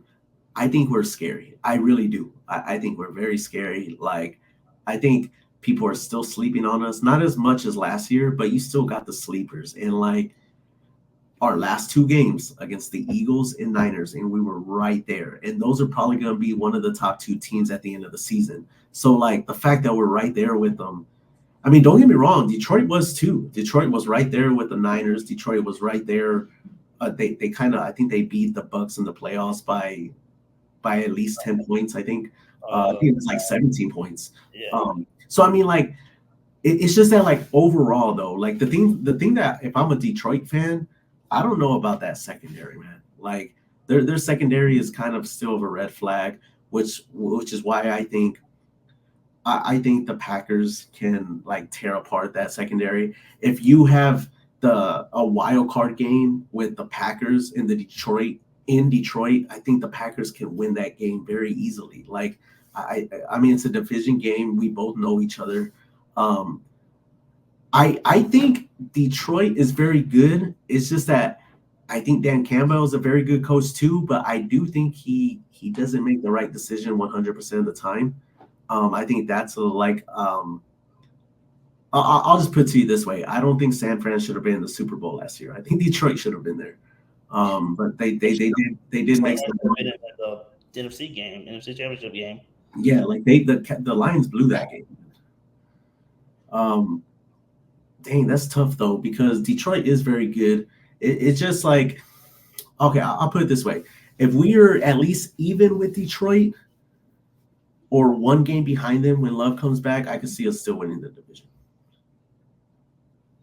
Yeah, to me, it all depends on when Love comes back. Yeah, it has to be. Yeah, if Love misses more towards the 6 week time, what's up? I'll let you say your point right now, but I just want to say that like I honestly think the league caught a break with J Love going out. Like I honestly, because okay, like with J Love in, we definitely don't lose to the Colts. We definitely don't. Well, the Titans, a road game.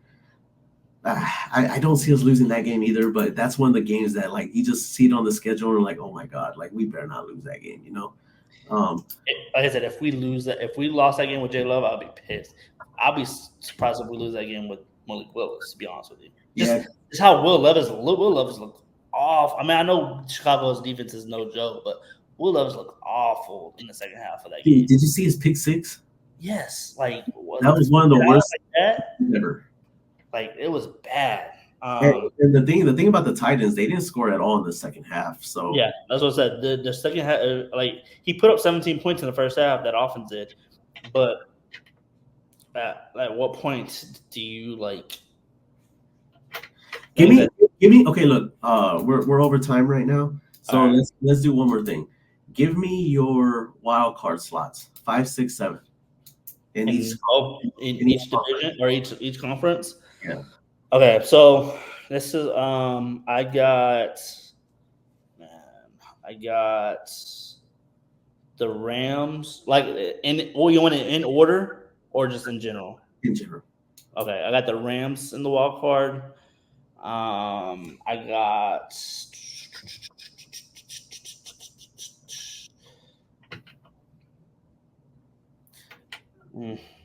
the Rams. I'm just gonna say I got the Packers in the wild card, just because I don't know when J Love's coming back, and I got the Cowboys. Yeah, that sounds about good. I got Cowboys, Rams, and then either Lions, Packers. Packers, yeah, one of those two. And then in the AFC, I got the.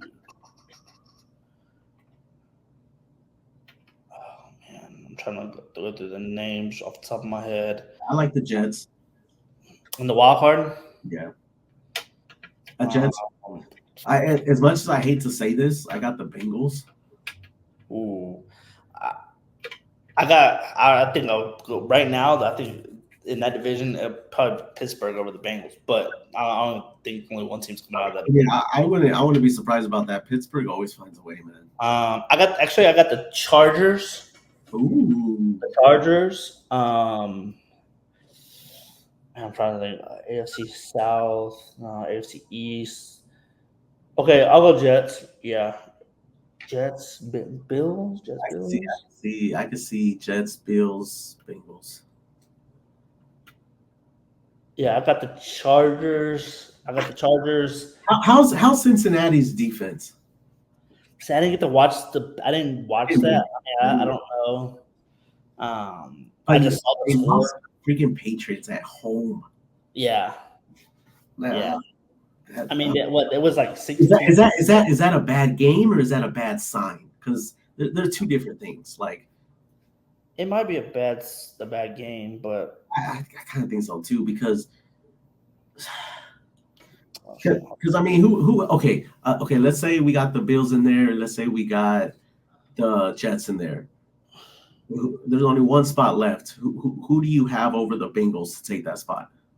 Like I said, I got the Chargers right now. The Chargers. I think the Chargers. Now, my only concern with the Chargers is I don't know who the receiver is going to be. Like, I mean, they got the running backs. They got their defense is pretty good. I just don't know who Justin Herbert's going to throw to right now. Yeah. That would be my only concern. So Bengals lost 10-16. So their defense only gave 16 points. Bengals didn't score in the first half. What was Burrow's stats? 21 of 29, 164 yards. 0 touchdowns, 0 interceptions. Yeah. It looks like they got a rushing touchdown. And that was it. It's Lamar had, it's not like he lost the game for him. yeah, he just didn't win the game either. The Patriots. I saw a stat that under 10 yards and under air yards, he was like phenomenal. Anything over 10 yards, he couldn't hit anything. Burrow? Yeah, Burrow. Yeah.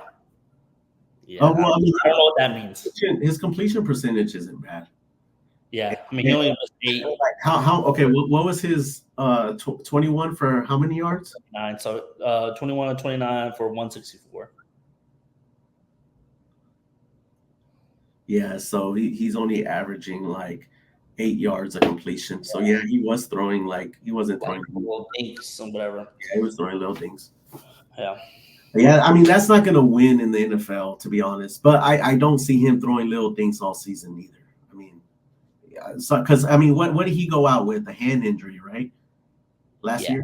Yeah, I mean maybe he's just testing out his hand week 1. That's a possibility. I mean, because I mean at the end of the day, I think like with your star quarterback on week 1, I think every coach would rather take an L than like push his star quarterback's injury too much. You know? Yeah.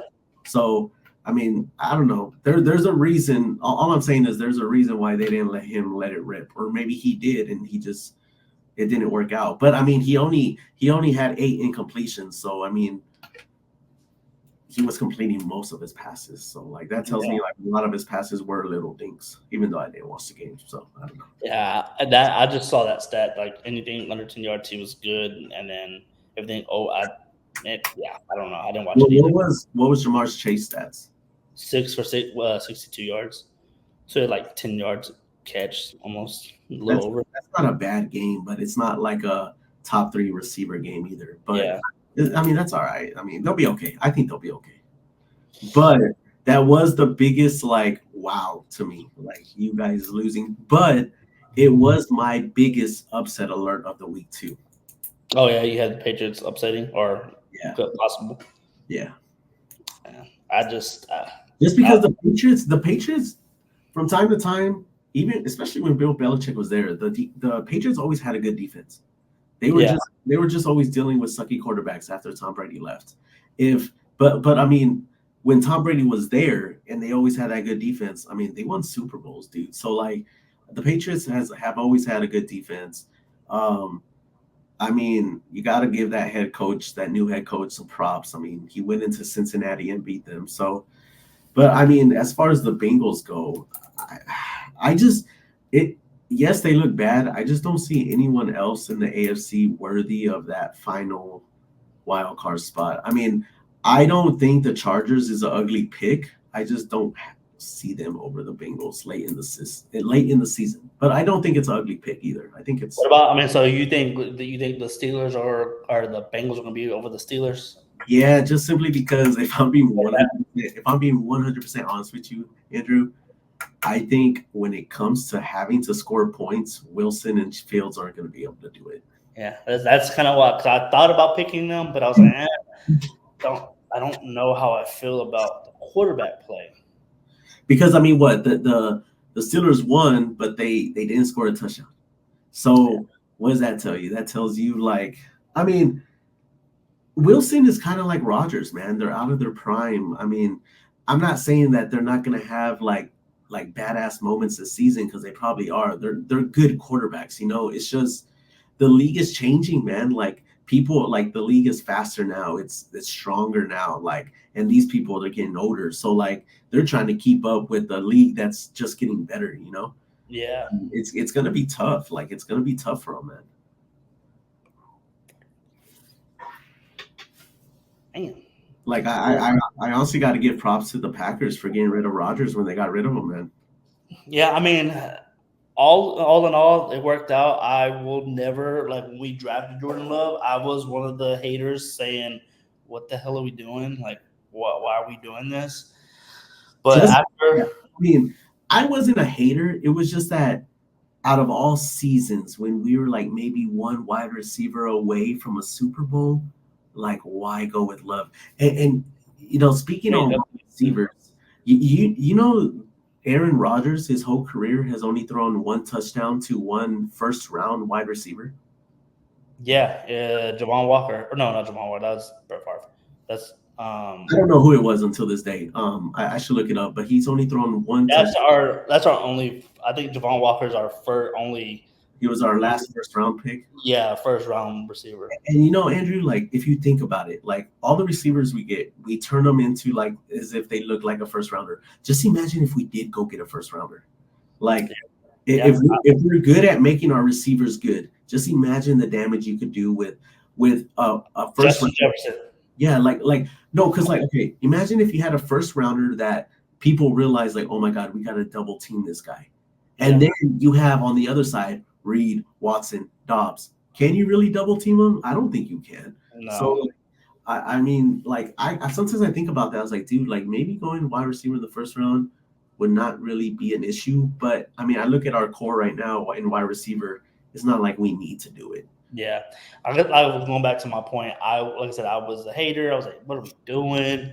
All of this." But after this whole thing played out, right now I don't have any reason to doubt Brian Gutekunst. Like this past draft, I didn't cuss at the TV one time. Like, what are we doing? Like, when we picked Jordan Morgan, I was like, all right, cool. If that's what Brian thinks we need, that's what the coaching thinks we need. Let's go for it. Like, I'm to the point right now, until he proves, like, he starts being almost like Ted Thompson was towards the end of Ted Thompson's tenure in Green Bay. I'm not gonna say anything else, because so far majority of his picks have panned out for the most part, especially like his third, fourth rounders like that we've gotten. Yeah, I if anything, I think Gutekunst struggles in the late rounds. Like, we got Clifford, I think, in this. I could be wrong on this, but I think we got Clifford in the 6th round or 5th round, and then we got Pratt in the 7th round, and they're both gone. Well, Clifford's the backup now, but he's a practice squad guy. And then Pratt, you got rid of him. So, like, when we gave up our 7th rounder for Malik, I wasn't really shocked about that. I was like, well, you haven't been doing anything with 7th round picks anyway. So yeah, and I'm not too, like, right now I'm not too worried about the quarterback, like the backup quarterback. I know, like, right now it would be nice to have a good backup quarterback, but the odds of Love getting injured is like what? Like, you know, that's so what we're going to have spend our quality backup on our quality pick on a backup, develop him, and then what, he's going to go off and do something almost like a Matt Flynn almost, and get paid and do nothing. Like I said, wait till I think the formula is right. Wait till Love gets kind of either start showing signs that he's not being able to do it anymore, older, whatever the case may be, and then try to find that quarterback with Love having maybe 2 to 3 years left in our organization and then draft your quarterback then. Let me ask you this. Would you like to see, of course, when Jordan Love gets healthy, would you like to see him scramble more? Like, what I mean by that is kind of like a Jalen Hurts, but like more of a like play action bootleg to the point where he has the option to play action bootleg. He has the option to find the open receiver or run it. Run it, yes, I do. But I don't think it's going to happen this year after this injury. I think he's going to stay more. I think so too, because it makes. But yes, I would love to see that because I think he did it towards mid. I think he ran a lot more mid to the end of the year last year. I could be wrong, but that's when we kind of started. Because I feel like early in the season he didn't run that often. Yeah. I mean, he didn't run a lot the end of the season either, but he did a lot more. I just remember the Detroit game at Thanksgiving. He had a few rushes that I think kind of sparked it, if I'm not mistaken, if that's the game I remember of. But I would love to see Jordan use his legs a lot more than what he does. But this season, I don't think it's going to happen now. Yeah, I've always been a fan of athletic quarterbacks. Like because and like this is why, like going back to Jalen and Purdy, who's better?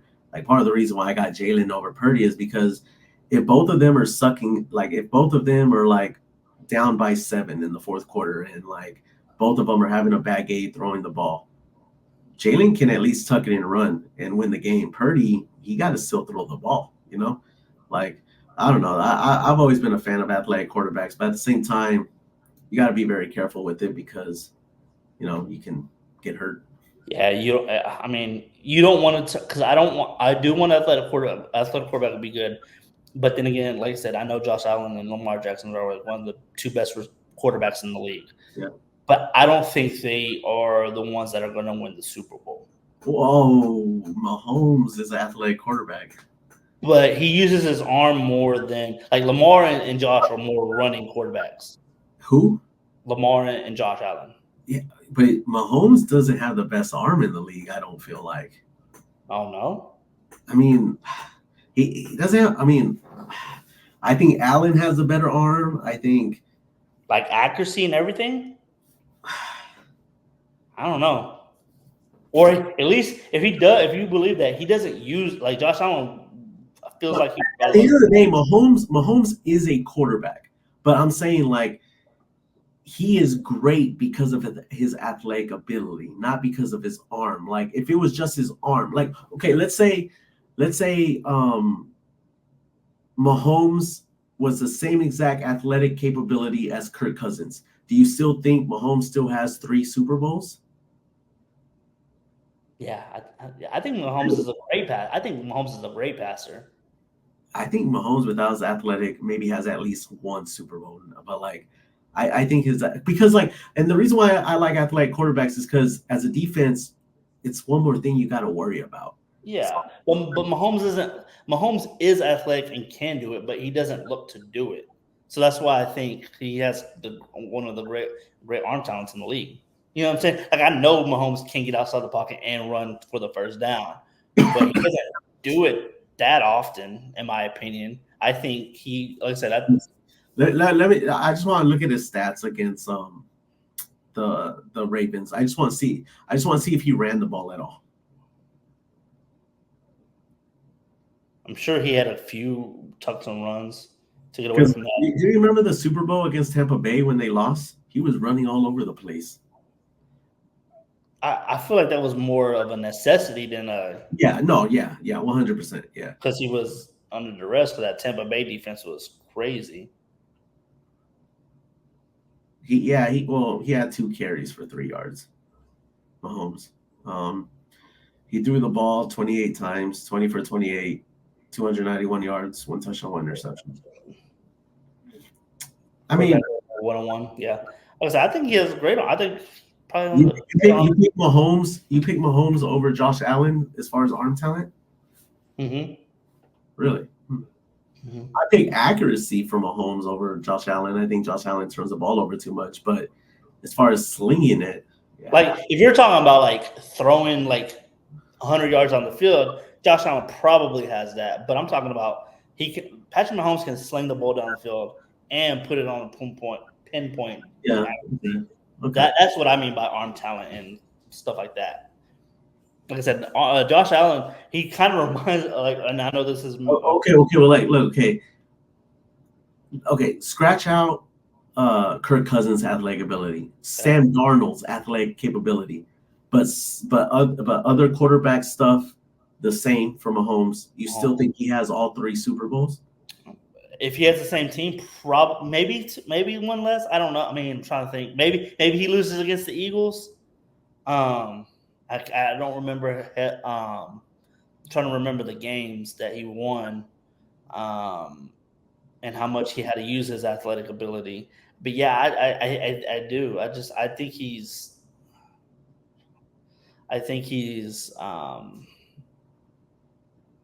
that good of a quarterback. He'll probably go down as one of the greatest quarterbacks ever. Oh, without doubt, yeah.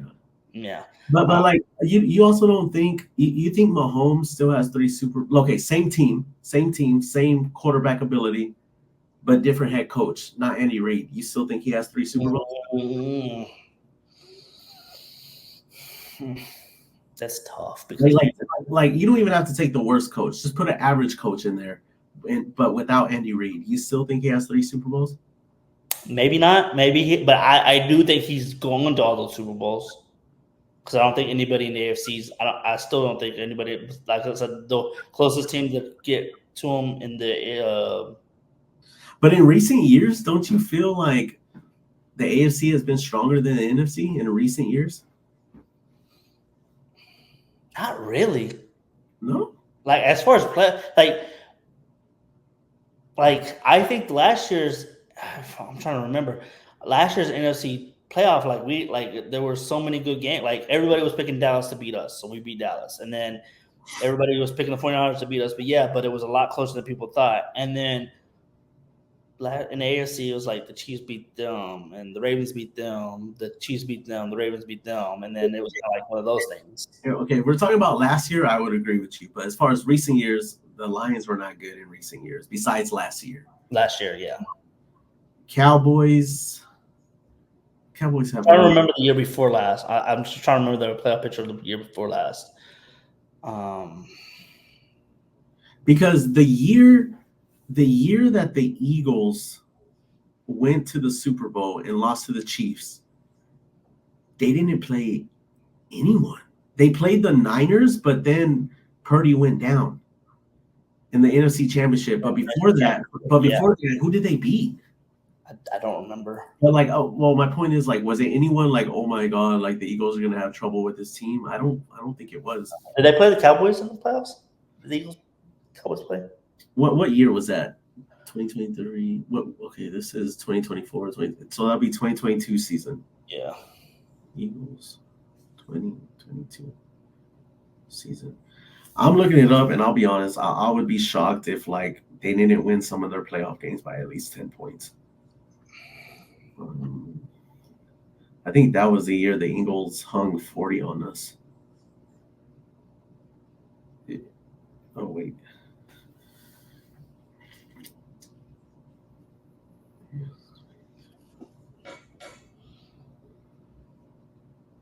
Okay, here we go. So it looks like they got the first round bye that year. Check this out, bro. They beat the Giants 38-7 and then beat the Niners 31-7.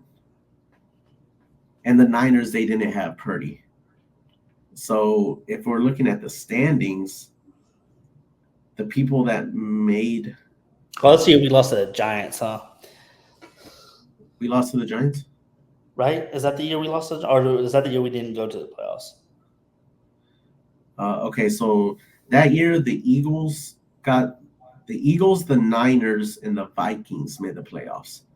The Vikings were 13-4 that year, but then I think they lost in the first round. Yeah. And then it looks like because I think in 2022 there were still only 6 teams, right, instead of 7. Mm-hmm. Okay, then that means, oh yeah, that was the year we lost to the Lions in the last game, and the Seattle went to the playoffs. Seattle went to the playoffs. Okay, I can't remember that was the year or the year after. So you think about that one: Eagles 1 seed, Niners 2 seed, Vikings 3 seed, Buccaneers with Tom Brady as the 4th seed at 8-9. And then your wild cards were the Cowboys, Seahawks. That's it. So yeah, I think, and that was already at the time when the Bucs were already falling apart with Tom Brady. So yeah, and then you got the Vikings, and then the Niners without Purdy, and then the Seahawks. Yeah, I thought that was a very easy road for the Eagles. But that's why I'm saying, like, recent years, I feel like the AFC was stronger. Last year, though, I think you can argue that the NFC was better last year. But like for like the past 5 years, I give it to the AFC. But I do think the NFC is up and coming, especially if the Lions can continue. The Rams are going to continue. Packers. Yeah. I mean, now you got to worry about Caleb Williams and the Bears now. Cowboys are going to be good. Eagles going to be good. I mean, yeah, the NFC is getting better for sure. I think the NFC South is maybe the weakest. No, for sure. For sure. There's going to be, I think there's going to be probably 3 teams out of one of these divisions in the playoffs, probably. Wait, 3 teams out of one division in the playoffs? There could be, yes. There could be. Yeah, I would give it definitely not the NFC East because the Giants and Commanders are not going. Oh, no. It's going to be the North or the West. Yeah. I would give it to the North before I give it to the West, though. But, yeah, you never know. The Cardinals and Seahawks might just pull something out of their ass. Yeah. Because, I mean, a lot of people are picking the Bears to make one of the wild card spots. I don't see it. But I think it's possible, but, yes, I don't see it. The only reason is because Caleb Williams is going to have some adversity this year. And he also got to worry about the Lions and the Packers. So if he does get in, it's as a 7th seed. I don't see him getting anything any higher than that. Yeah, no, me neither. And I mean, he didn't have over 100 yards throwing against the Titans. I mean, he's going to play better defenses than the Titans. But I mean, like I said, it's very early, so I know we're talking about stuff that, like, by Thanksgiving we might be saying, "Hey, I was wrong," you know. Totally wrong, yeah. But I mean, it's just what I've seen so far. I think the Rams and the Packers were the 2 teams that, even though they lost, they still got bright futures in the league. Like I said, of course, that's depending on how long J Love is back and what's the record of the other NFC North teams. When Jordan Love comes back, I don't care about the other people. I mean, of course, if San Fran can drop some here and there, that would be nice. But really, you can't really control anything outside of the NFC North. We can't really control other teams at all. But I'm saying, like, the only rest is win your games. Yeah, gotta take it 1 week at a time. We gotta beat the Colts. That's all that matters. Yeah, I mean, like I said, I know there's a lot of Packer fans out there panicking because J Love went down, but to be honest, if we look at our schedule, a lot of our hard games are at the end of the season. Yeah. Or at least after Thanksgiving. So if J Love is going to go down, right now is probably the perfect time to go down. Yeah, and it's not season ending. Because at first I thought it was ACL automatically. Because, I mean, even if they said 3 to 6 weeks, even if he's out for 6 weeks, the toughest person on that schedule for 6 weeks is the Rams. Aside from that, everything is winnable. Mm-hmm. And then even if he came back in 6 weeks, I think week 7 would be the Texans. Yeah, so I need him to come back out again because that's the game I'm going to be at. So yeah, as long as he gets back by the Texans and we win like half of the games until then, yeah, I think it's still very doable to get to the playoffs. Yeah. Yep, me too. Yeah. It's just going to put more pressure on J Love and LaFleur to win those hard games at the end of the season. Yep. Like our beginning of the season actually set us up to the point where we can afford to drop some of those big games. But like now it's kind of like, hey man, depending on what Malik Willis does and what the record is when J Love comes back, might have to win more of those games now. But I mean, I trust J Love to do it. I think he's underrated. Well, technically he's not overrated because he just got paid. But I do think there are a lot of people out there that still don't like Love. Not as much as last year, but I would say I've been watching a lot of national media stuff, and some of them are picking him to go to the Super Bowl. They were picking the Packers to go to the Super Bowl. yeah. I saw some of them pick him to win MVP. I was like, oh, well, y'all going way a little bit too crazy with it. But yeah. But all right, man, we've been going for 2 hours. So yep. anything else you got? Nah, man, nah. Ready for week 2. Let's beat the Colts. Yeah. All right, man. Well, not too worried. I still thought we looked good, just a little sloppy. Yep, I agree.